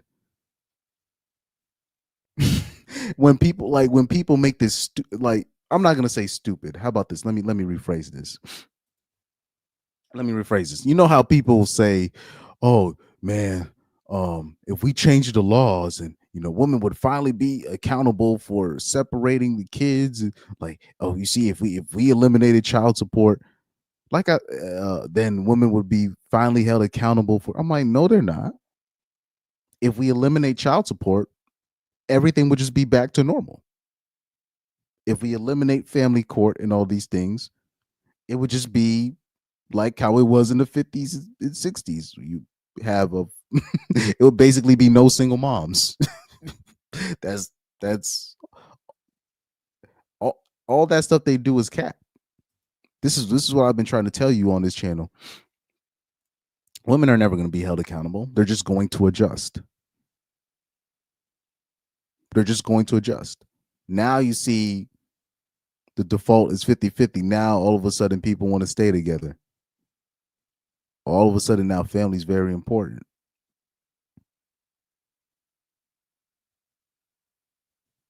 eliminate no fault divorce, it's not going to hold women accountable. They're just going to adjust. You eliminate these things. Like I said, you eliminate child support. You eliminate all these government assistance. When you limit family court interference in the family court, in people's families. All of a sudden, hoes want to act right. all of a sudden, you're hearing women saying, "Oh, feminism lied to us." Did they? And look at this comment right here, because I think this is very important to see. This is very important. Watch this. Let me take my face off this one for a sec. See if I can zoom in all the way, or I can put me at the bottom. So right here, hopefully I can zoom in to this comment, because I thought this comment was very interesting. So this comment is from this young black man here. Shout out to him. He says, "Doesn't matter. We know how women feel about us deep down. There's not much point in trying with a group who deep down don't care about you if it takes an incentive to keep you together." And unfortunately, that is the cold, hard, truth. People want to say, if you want to say that's a black pill truth. Yeah, I can agree with that as well, but that's just the cold-hearted truth. I mean, we can blame feminism and all these movements and all this stuff all we want. All feminism and all these things, it just offered an opportunity. And when given the option, women jumped on it full, with 2 hands, 2 feet, and a wide ass. They hopped on that opportunity to leave the man. So it calls into question, the so-called, great women in the past. Did they really feel the way that they felt about family, or were they just trying to survive? This is some cold, hard reality, that we really have to look at it. Because when we look at how women act, the way they treat men now, it's clear that women could care less about most men if they can help it. So now that we know this reality, now they're trying to create these laws where they're keeping the families together, but is it really a genuine love? This is, these are the cold hard facts that we got to deal with. But this is also why I'm not really worried about the women per se. I remember Corey Holcomb was talking about how specifically black men, the only way black men will gain the respect of their women again is if they take power, if they take charge, right? Because women only follow who's in power. This is why you're seeing more women coming out as conservative and stuff. Now you're seeing women leaning more right because the Republicans are coming back in control again. So it's basically going to be how it was, almost how it was in the mid 2000s. This is how it works, right? Let me see if I can even bring up the YouTube video of Corey Holcomb talking about women and how they react to, men in power. This is very interesting stuff. You see Corey Holcomb, Wretched Club Bitches. This is an old show that he did with Zoe Williams. This is an old episode that he did with Zoe Williams. It was a show he did with Tariq Nasheed. Okay, it was Corey Holcomb, Tariq Nasheed, and Zoe Williams. And yes, there was a time when Tariq would actually say some real ish from time to time. Way, way back in the day.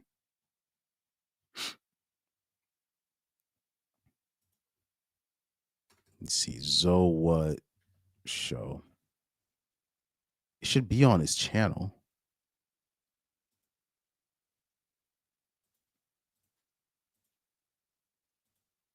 Oh man, they ain't finna show it. Did they? Don't tell me they deleted it.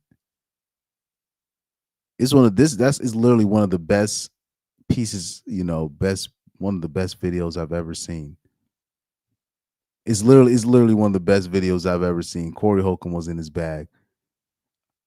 Oh yeah, right here.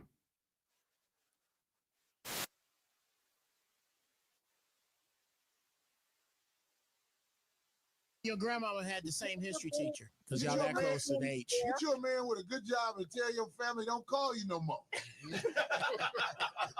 The world through. At a job, but do something with himself. Farrakhan ain't got no mustache. Mustache count. Oh, Farrakhan is included. Exactly. It's the guys who are in a positive thing that if we did consistently. So now when we do anything wrong, Well, it's not this specific video, but that is the episode where this happened. Yeah, right here. Relationships are based on a level of dependency. Right here. Okay, here's the reason. There's a reason a lot of black men empowered, so we running with them. So the rewards, care, and Are you saying? Yes. So right here, this is a very interesting subject right here. This is a very interesting subject when we talk about women following the men that are in power. This is what they do. They just follow whoever's in power. And because they believe whoever's in power is going to give them the most protection. So the government started to become empowered, started to empower them per se. They ran with it. So they started running with the government. This is how it works, man. But this is cold-hearted. Wait, hold on. Are you saying that a woman cannot raise a balanced child on her own without the help of a man? what I'm saying is because diamonds are a girl's best friend. They don't care that the person who is giving them their power is destroying the community. They are still willing to go with that because they get the rewards. Absolutely. But what about what DT said about balance? This is what I think. There can never be balance unless the person who is in power, who should be in power, is in power. The people in power now are evil. And women are like, well, fuck it, they empowered, so we running with them. So you saying whoever got the power, they got the women. Right, so we don't have to worry about the women necessarily because they will follow whoever is in power. Dr. Mark does not agree with If you. I got money at the club, I got power. I can fuck most of the bitches in the club, and I know motherfuckers don't like to hear that, but it's the truth. Whoever is in power, that's who the women will follow automatically. Good or bad? Our war is So I not can with, be a devil worshiper, but if I got power, it's our on. war is not with the women. There are resources. Our Maybe you want some war, more Lucifer Jews? right? Our war is with the people in power. Absolutely. They'll follow behind once we get our power back. Interesting. You don't agree. These are facts. These are facts.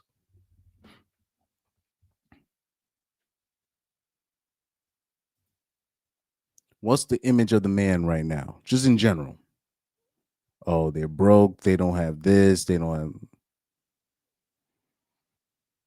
I can do it on my own. Men are useless, etc. Say if men came back, per se, they start promoting the positive image of man. Now, all of a sudden, women are more cooperative. Now, while the economy is at a downturn, government can't help them no more. All of a sudden, I need a guy. But then it comes to that question, is that real love? Or is that just desperation? Is that just her trying to survive? These are questions that you got to ask. These are questions you got to ask. This is why, especially at this stage in my life, I'm really not worried about what the women are going to do. Because I already know what they're going to do.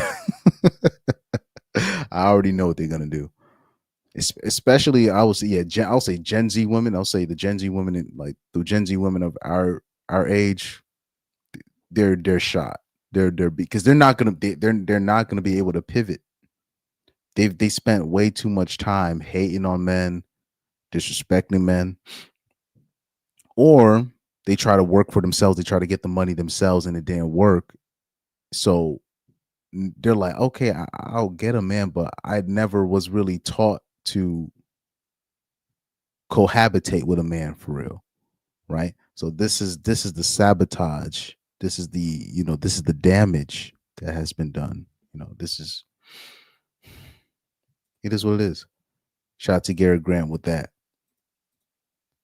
But that's why I'm not really worried about the women. So now moving on, I got these videos.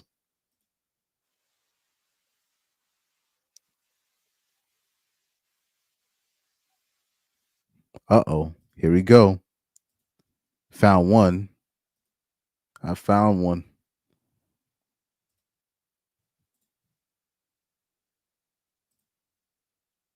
Found one. Here we go. Here we go.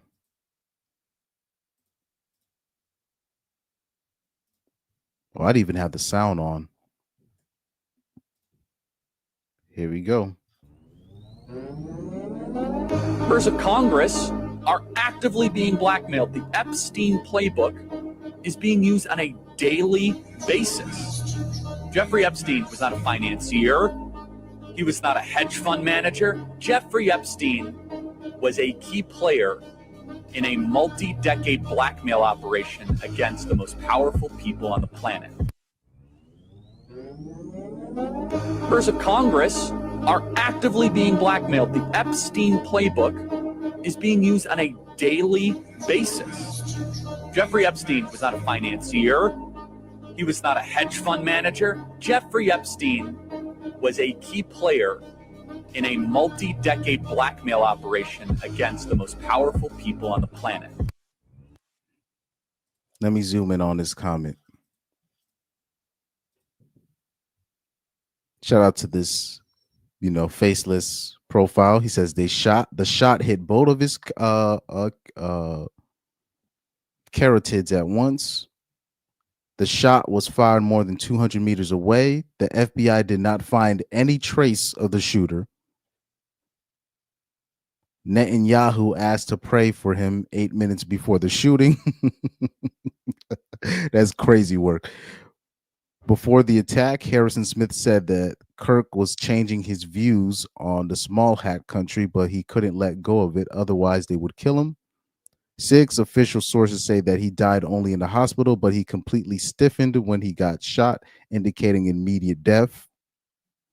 I also wonder, because I remember Undead Chronic was talking about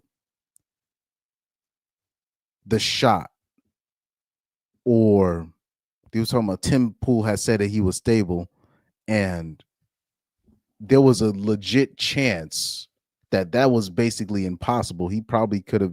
There was no way he could. You could say that he was stable, where he at the location where he was shot. So like Undead Chronic was talking about the science behind what, like specifically where he was shot. There's no way that he could have, even if he was stable, there was no way that you could you could even say he how the doctors tell the loved ones the status of the individual that's in the hospital. You can't even give a status like that until it's official, especially where he was shot. You can't give anybody any guarantees. So that led me to question. I'm like, he probably could have been dead, or he was probably already dead at the scene. That just caused me, that was just me there. But anyways, right here, this last part of his paragraph, he says, this was completely premeditated and calculated. No person without military training could have done what was done. Kirk was sacrificed. And I agree. This was a sacrifice. Somebody said they could have killed him anywhere, but they chose to kill him in front of everyone. This was a statement. They are in control. Yeah, exactly. He said man was killed to show the others not to turn against the small hats. Yep. He says Mossad sent an assassin False flag for civil war. I agree. I will say this. I definitely agree mostly with this statement right here. This is what I think. That's what that was.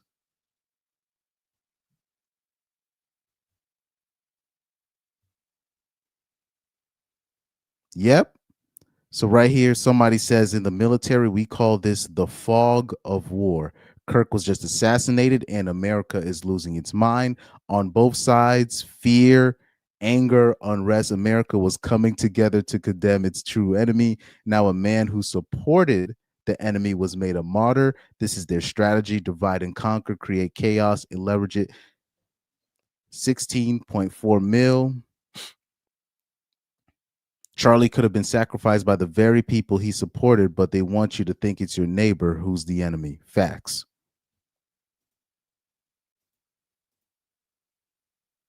These are facts. They want us to focus on the crazy bitches on TikTok celebrating his death. They're gonna realize that they fucked up. Or they want to focus on, ninjas talking about, irony this. And whether like there's ninjas on there talking about Charlie Kirk is far right, and I'm like, they don't know what the hell they talking about. they don't know what they talking about. I ain't focusing on that because they're gonna realize they're gonna see they're gonna see them Charlie Kirk videos. They're gonna realize, oh, that's why he got that's why he got shot.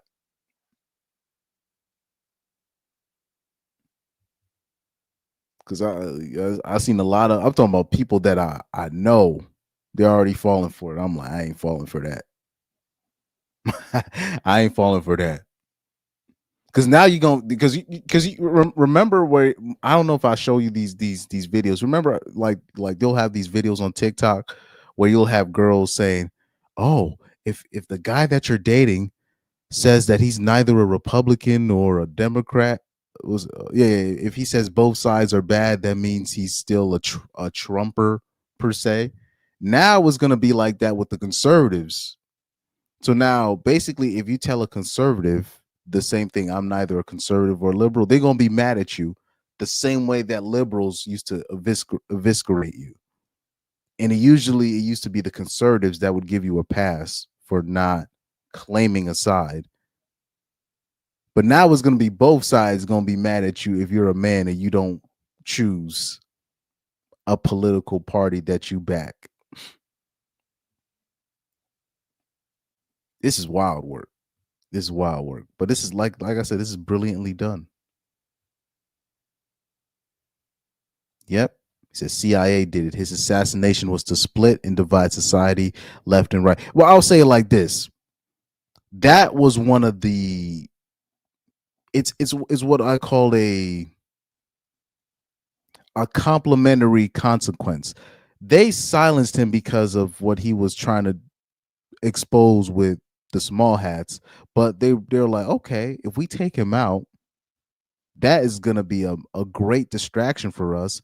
The complementary consequences is the conservatives take their eye off of us, and then they look at the crazy libtards talking ish, because the libtards think anybody that leans right is far right.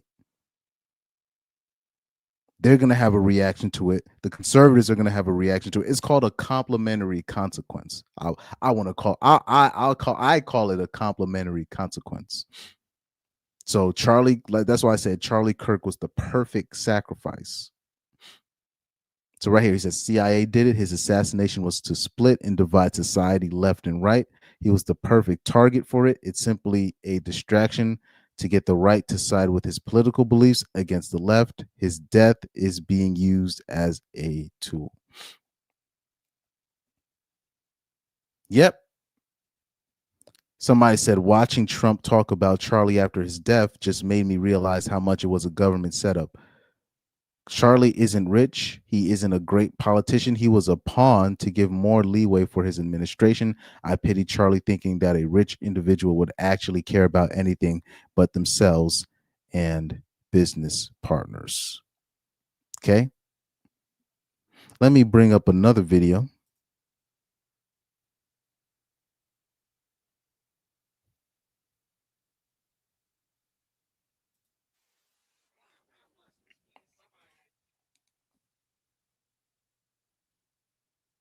Here we go. Oh, right here.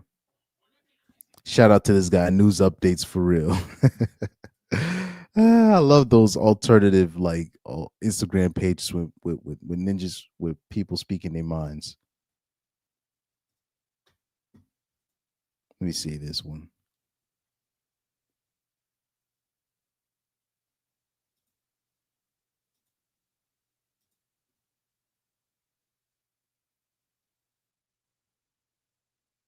Let me zoom out.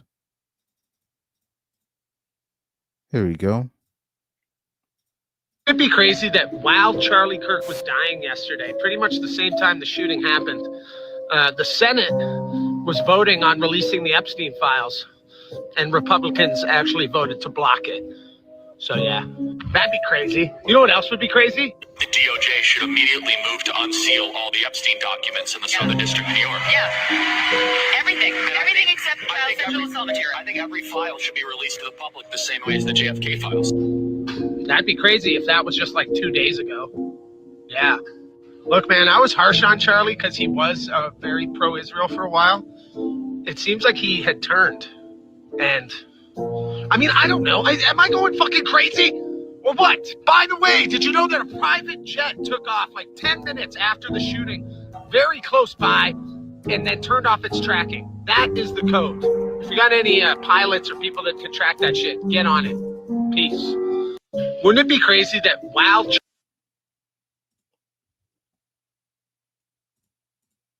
like I said, once the liberals find out that Charlie Kirk was actually, they're gonna realize they fucked up. But like I said, he was the perfect sacrifice because now it radicalized the right. And now I will say this is it sucks. It's this circle that just keeps going on. So now the right will be radicalized, in my opinion, like how it was a little bit, before, I'll say pre-Obama, pre-Barrio. That's basically where the right's going to be at.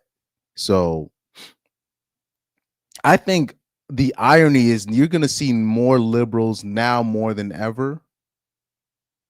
Once they realize what Charlie Kirk was trying to do, they're going to try to meet the conservatives in the middle, like the conservatives were actually trying to meet the left in the middle, but it's too late for that. It's too late.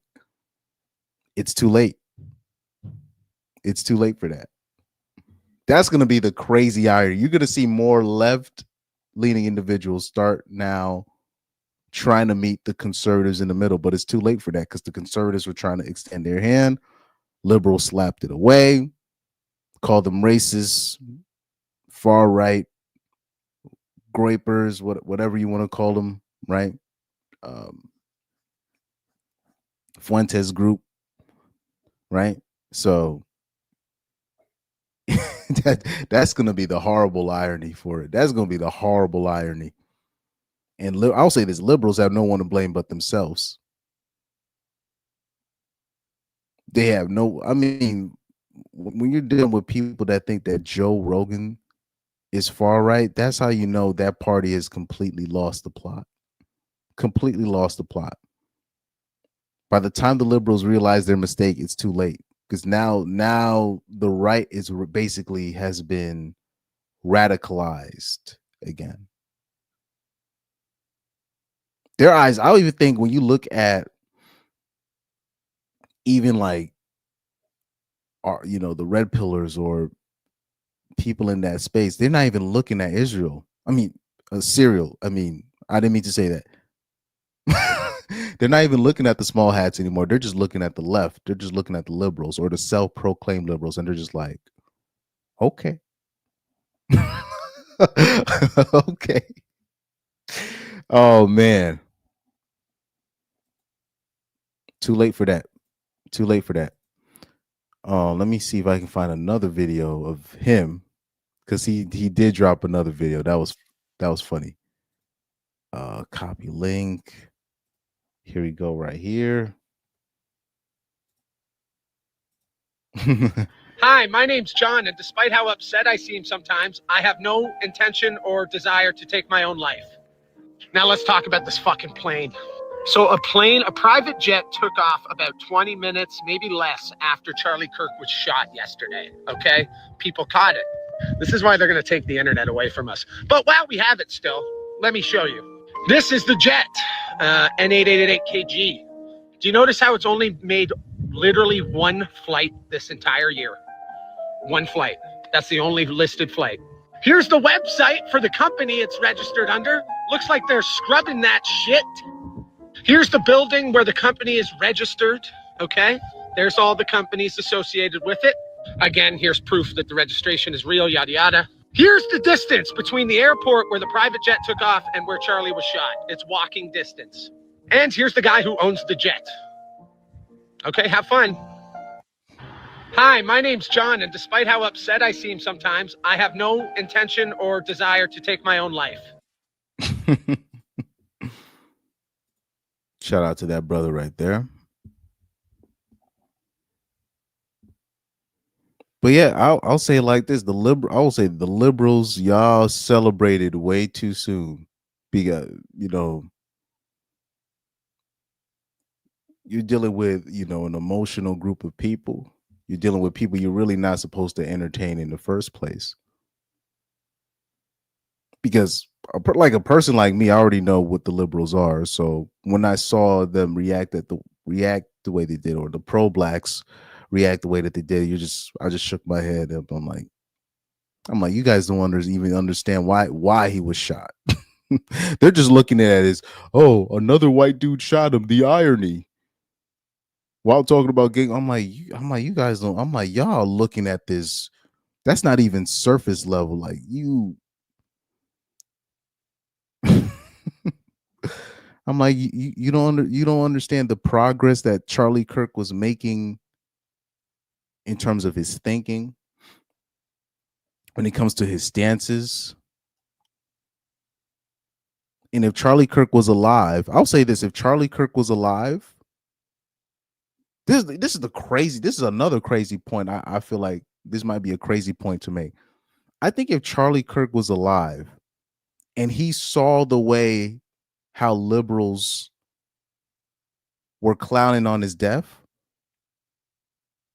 if he were alive and if he had the opportunity to do this past year over, he probably would even never mention Israel. He would have never taken that risk. Just off seeing how the liberals were celebrating his death, he probably would have just kept to himself. Kept what he learned to himself and just continued to be status quo and just plan his escape plan. Have his escape plan ready. That's, I think if Charlie were to do it over again, if he had a chance to do it over again, he probably wouldn't even gone down that rabbit hole and just live in willful ignorance.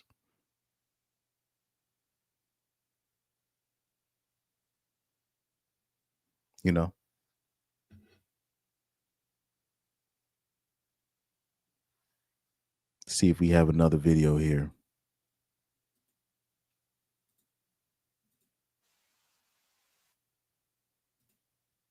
Right here. Let me copy the link. Here we go. This was him also on the PBD podcast. I gotta be careful the way I say this. They're gonna try to ethnically cleanse Gaza. I mean, I don't use that term lightly, okay? They're talking about basically removing 2.5 million people from there, okay? And honestly, they have a mandate to go seek justice and revenge. They do. There is this idea that they need to have a truce or a peace treaty. That's morally, after you see women and children be burned alive and dragged to the streets. I gotta be careful the way I say this.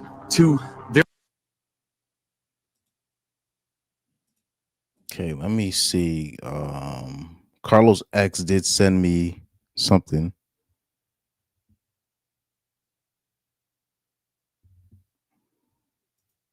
Let's look at the Facebook posts. So what they said about Ben Shapiro, they said Ben Shapiro vows to pick up that bloodstained microphone where Charlie left it. Daily Wire host pledged to carry on the fight. We all will stand taller and prouder than we ever have, and be louder and bolder than we've ever been. So, so Ben, I guess Ben will continue to do what he's doing.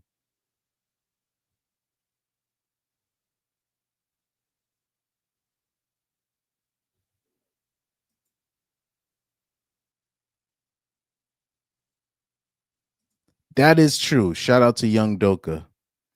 Well, I'll say he says so. So Young Doka said the only red pillar that consistently talks about cereal is Myron from Fresh and Fit. Now I'll say this: that's actually not true. That's actually not. I'm talking about that's the only You gotta rephrase. That's the only popular red pillar that consistently talks about the small hats. There are plenty of other people in this space that you might not know that have been that are very, trust me, that they're anti small hat, and I don't want to say their names. Well, you've already heard. I've mentioned their names on this channel plenty, so you can already surmise who I've. Basically, anybody that I've given credit, any other RP person I've given credit to, they're anti small hat.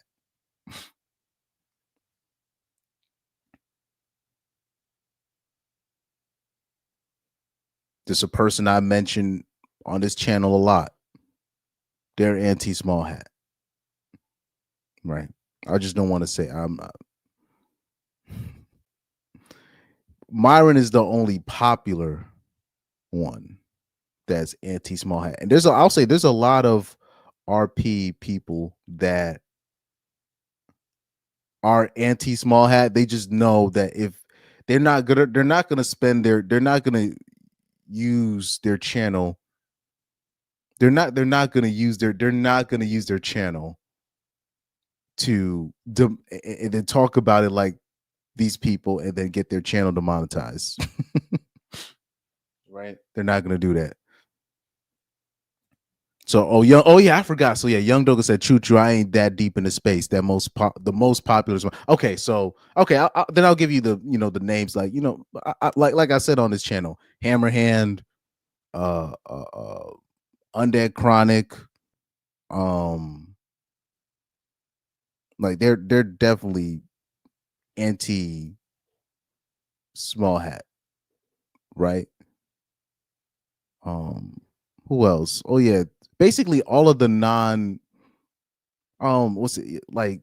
Obviously, with people like Coach Greg Adams, I'm not gonna say he's anti-Israel, but he understands what that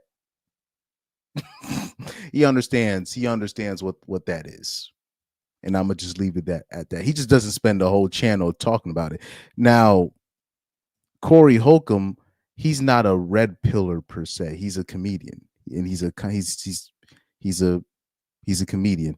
But yeah, he's talked about the small hats plenty on his channel. I'll say this: Corey Holcomb has talked recklessly, and he said personally on his channel, he says, "I hold a grudge against those small hats in Hollywood because he believed they have been blocking his progress and him moving up in the game because he be talking about gay people and people associated with the small hats." He's like, I remember Corey Holcomb literally said on his channel, "These dirty, rotten JEW MFers that be running Hollywood be bogus." So yeah, Corey Holcomb, he reckless. He'll speak his mind on that, right? But even basically all the most of the MGTOW channels I've come across, they know what that small hat contingency, they know what that is. They just don't want to spend their whole channel talking about that because they're gonna get their channel deleted. You know, yeah, I'd be forgetting. It's not a whole lot of people. I'd be forgetting, like, not people know a whole bunch in terms of the people that was in this space, or like, why I'm blanking on these people. Yeah, the popular ones like Angry Man channel, even though the really popular ones like Angry Man channel, all those ones. Oh, how about that? Let me give you because back then I wasn't really aware that they had a name for the space. But do you remember? I don't know if people remember this name. This name I'm about to bring up for you. I don't know if he called him. I don't know if he considered himself part of the RP space per se. But remember this. Remember Chronicles of Judah? Do you guys remember this guy, Chronicles of Judah? Anybody? Can I get an amen in the chat if anybody remember Chronicles of Judah? The channel Chronicles of Judah. I don't even think his channel. I don't think he even has a YouTube channel anymore. He just has a Patreon. Anybody? Can I get an amen from that? Can I get an amen in the chat if anybody remember Chronicles of Judah? That was one of my favorite YouTube channels. Yeah. That does he still have his YouTube? Because I already know. Chronicles of Judah. I don't think he doesn't. I don't think he considers himself like RP or all this stuff. Let me see if he still has a channel. You see, Chronicles of Judah. Chronicles of Judah 144. Yeah, Chronicles of Judah 144. Is he still there? Yeah, this platform is pro truth. Yeah. I don't know if he still has that same. Yeah, you see, yeah, they said he hasn't made any. Yeah, they said his last video was 5 years ago. Yeah, his last video was 5 years ago.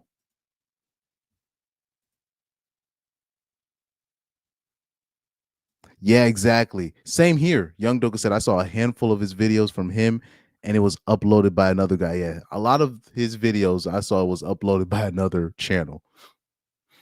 It was a lot. There's a lot of people that stole his talking points.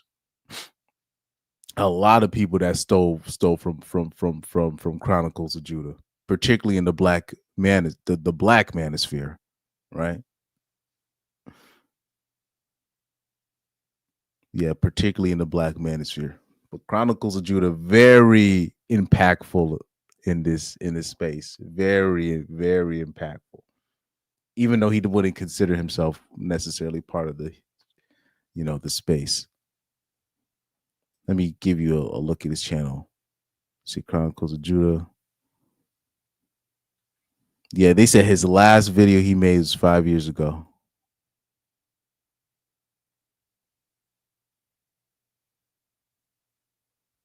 But a lot of the so-called conspiracy theories, well, they're not really conspiracy, but this is the stuff that he would talk about on his channel.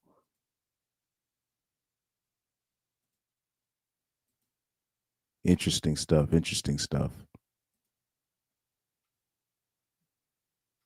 But there's plenty of, like, Myron might be the most popular one, but I will say most of the I'll say this, most of the content creators that I ran across on here, oh yeah, Iman 67, they know what it is when it comes to that small hat country. We already know. I'll say this too, because I saw a comment that said, I don't think black people will care if Charlie Kirk if they find out that Charlie Kirk was trying to expose the small hats. I disagree with that, because I say plenty of ninjas know firsthand, especially when it comes to particularly ninjas in the entertainment game. We know who run the entertainment game. It's the small hats. They run the rap game, the sports game. We know firsthand. Ninjas know. And once that gets exposed, they'll be like they'll chill on Charlie Kirk's. They'll chill on him for a little bit. They'll be like, oh, that's why he got.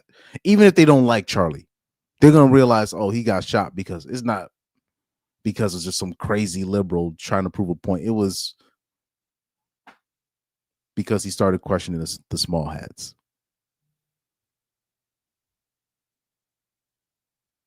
Oh, you talking about Sapiro the Flame King said the dude with the Star Wars intro and he's black. You talking about black agnostic? Black agnostic speaks. Yeah, I'm pretty sure like those guys, yeah, they're definitely gonna be anti small hat. Who am I missing? Oh yeah, my boy from the war band, Drex. Right? Like these people, they're definitely anti small hat. Now they're not that popular, you know what I mean? But I would say, yeah, in terms of mainstream, there's not a whole lot of mainstream, RP content creators that are openly anti small hat. There's plenty of people that are anti small hat involvement, but they know they're going to lose their job if they say anything, or they're going to lose their place in society if they speak their mind on the small hats in charge.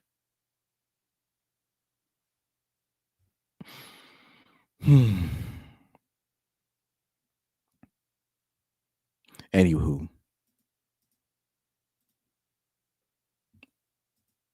Also, I want to show y'all something before I head out. Let me show you that YouTube. Did you guys see that video of Shannon Sharp and what he was talking about Ray Lewis? Because Ray Lewis had his former teammate and former friend of his. He had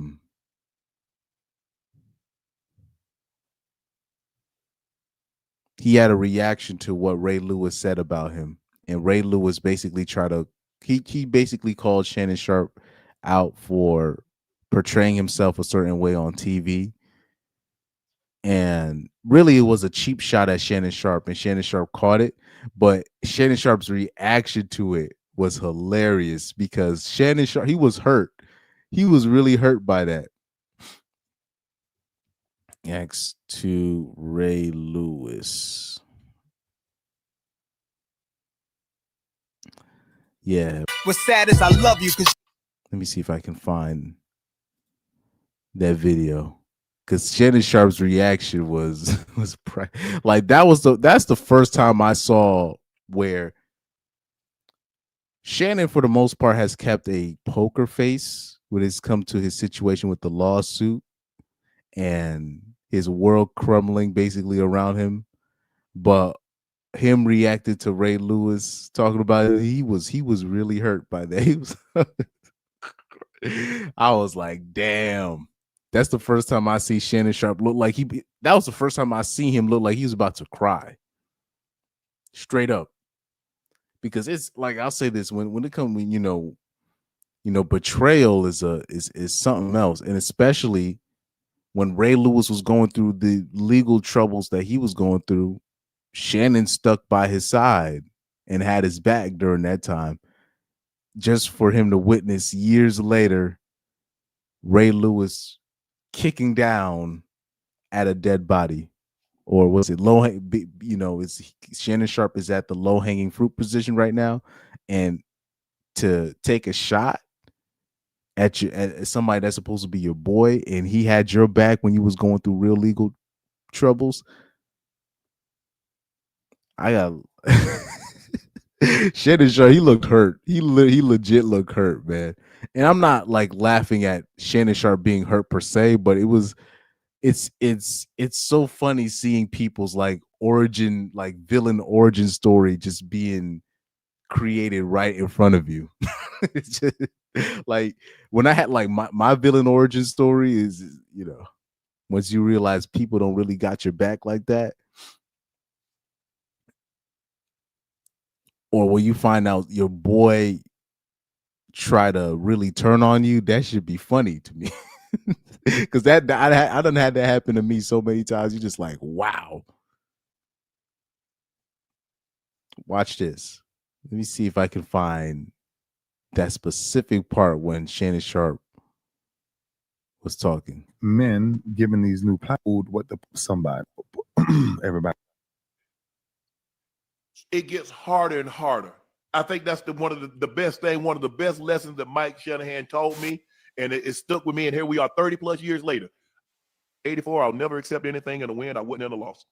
That effort that you gave me there. But I gotta find the part when he was talking about himself right here. I think The meeting, punctuality, and you can appreciate that. Tolerated.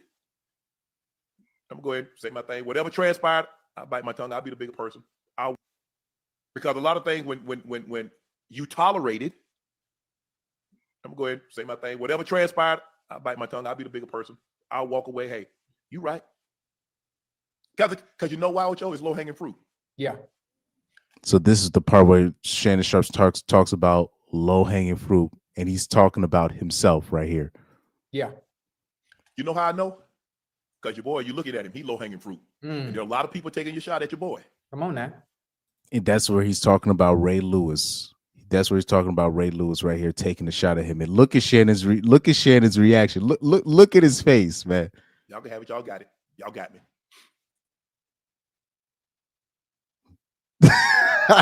It's all right. Yeah. It's okay. It's okay. We're gonna be all right, OJ.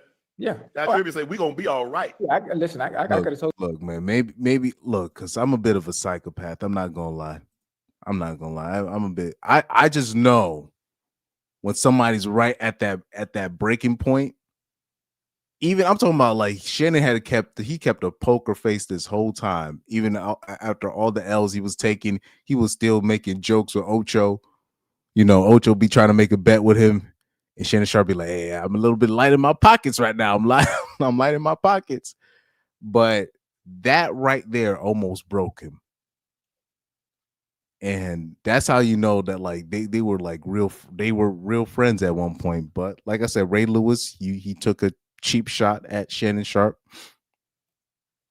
and that was out of bounds because when you were going through your troubles, it wasn't a whole lot of people that had your back, but Shannon had your back during that time.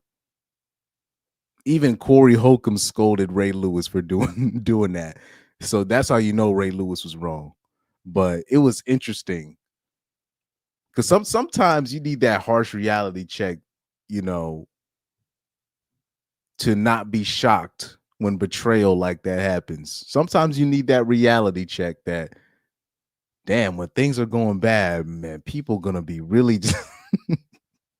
people that gonna kick you when you're down, specifically when you're down. The people that will join in with the kicking is going to shock you. But like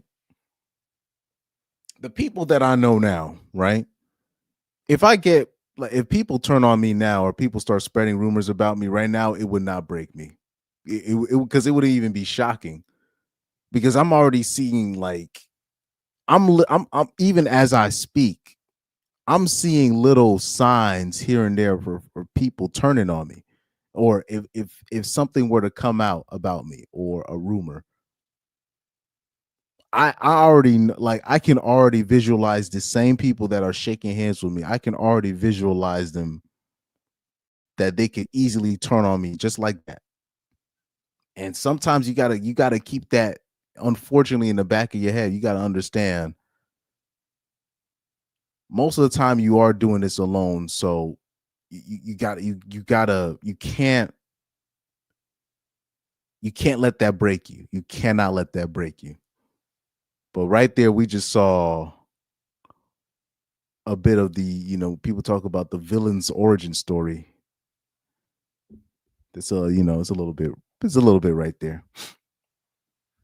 But anyways, shout out to Shannon Sharp. And oh yeah, Ray Lewis he was wrong for that. But anyways, back to Charlie Kirk. I will summarize this video by saying this. He was, like I said in the beginning of the video, he was the perfect sacrifice. And like I said, there's this one group of people in this country that you cannot criticize, you cannot question. If you do, things just be happening to you.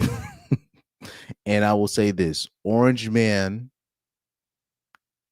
is suspect until further notice. I don't care who get mad at me.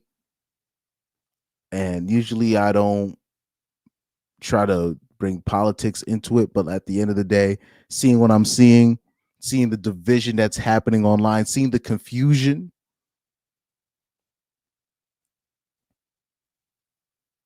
seeing the lack of questions,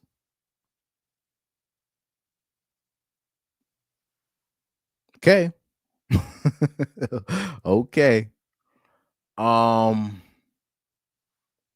Young Doka said, who you got, Canelo or Crawford?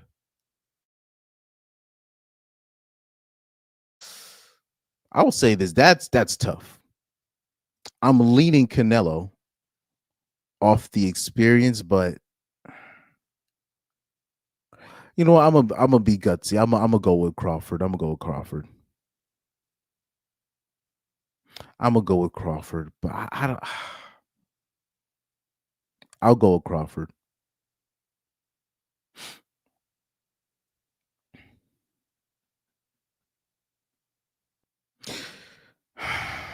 But I'm not confident in that pick. This is one of the harder fights to predict. I'm not gonna lie. This is one. This one is not.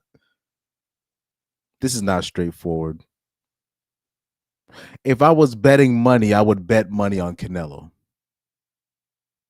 So I'll just say I think Canelo. Damn. I'm gonna go Canelo. I'm gonna go Canelo. I'm gonna go Canelo. I think Canelo will win.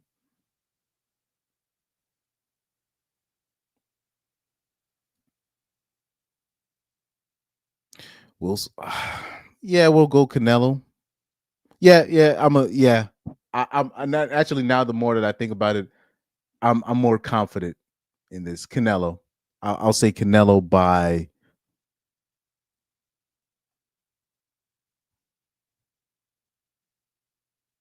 I'd be surprised if he knocked out Crawford, but I'll just say Canelo by decision. I'll say Canelo by decision. We'll do Canelo by decision. But anyways, I don't know when that fight starts. I'll probably be able to catch it. I'll probably be able to catch it. You never know. I'll probably be able to catch it tonight. I didn't think I would be, or did it already happen? Did it already happen? Oh, they're saying that. Oh, they said 10 minutes ago they're making their way to the ring, so it's probably happening right now. So let me sign off. Let me sign off. Pay for the fight real quick. Anyways, he's saying brain Canelo, heart Crawford.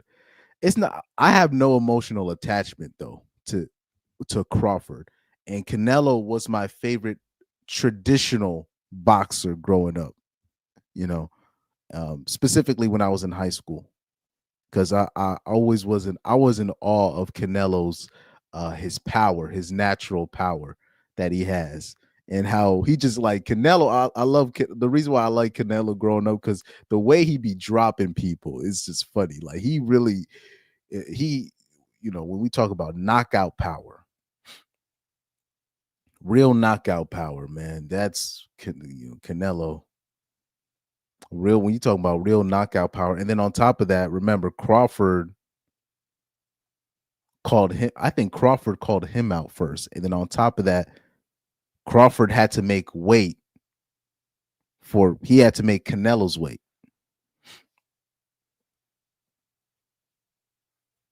He had to make his weight. So that's why I'm like, I think Canelo's gonna win this one. I think Canelo's gonna hand Crawford that L. And if I'm not mistaken, isn't Crawford undefeated in his career so far? I could be wrong, but he's gonna hand him. I think Canelo's gonna hand him that L. That's a solid prediction. That's just me being completely just removing the attachments, even though I do have an attachment to Canelo, but Crawford is a likable character, and I think he is undefeated. He's shown some real RN signs, real ninja signs that he's a real ninja, right? So you do try to give him props for that, but I think Canelo's going to take this one. But anyways, shout out to you guys. I think, like I said before, Charlie Kirk was the perfect sacrifice. And I'll say this, it's going to be hard, but don't fall for the liberal versus conservative thing online. And yes, the liberals took it too far, but when haven't they? they're like children at this point. But anyways, shout out to you guys. I don't know what I will sign off this video with. I don't know which video I will sign off with, but let's figure it out right now. Oh, we'll sign off with Dr. Umar Johnson. Peace out, guys. I'm gonna try to see if I can catch this fight real quick. Donations. Donations. Donations. Donations. Donations. Donations. Gifts. Gifts. Gifts. More gifts. More gifts.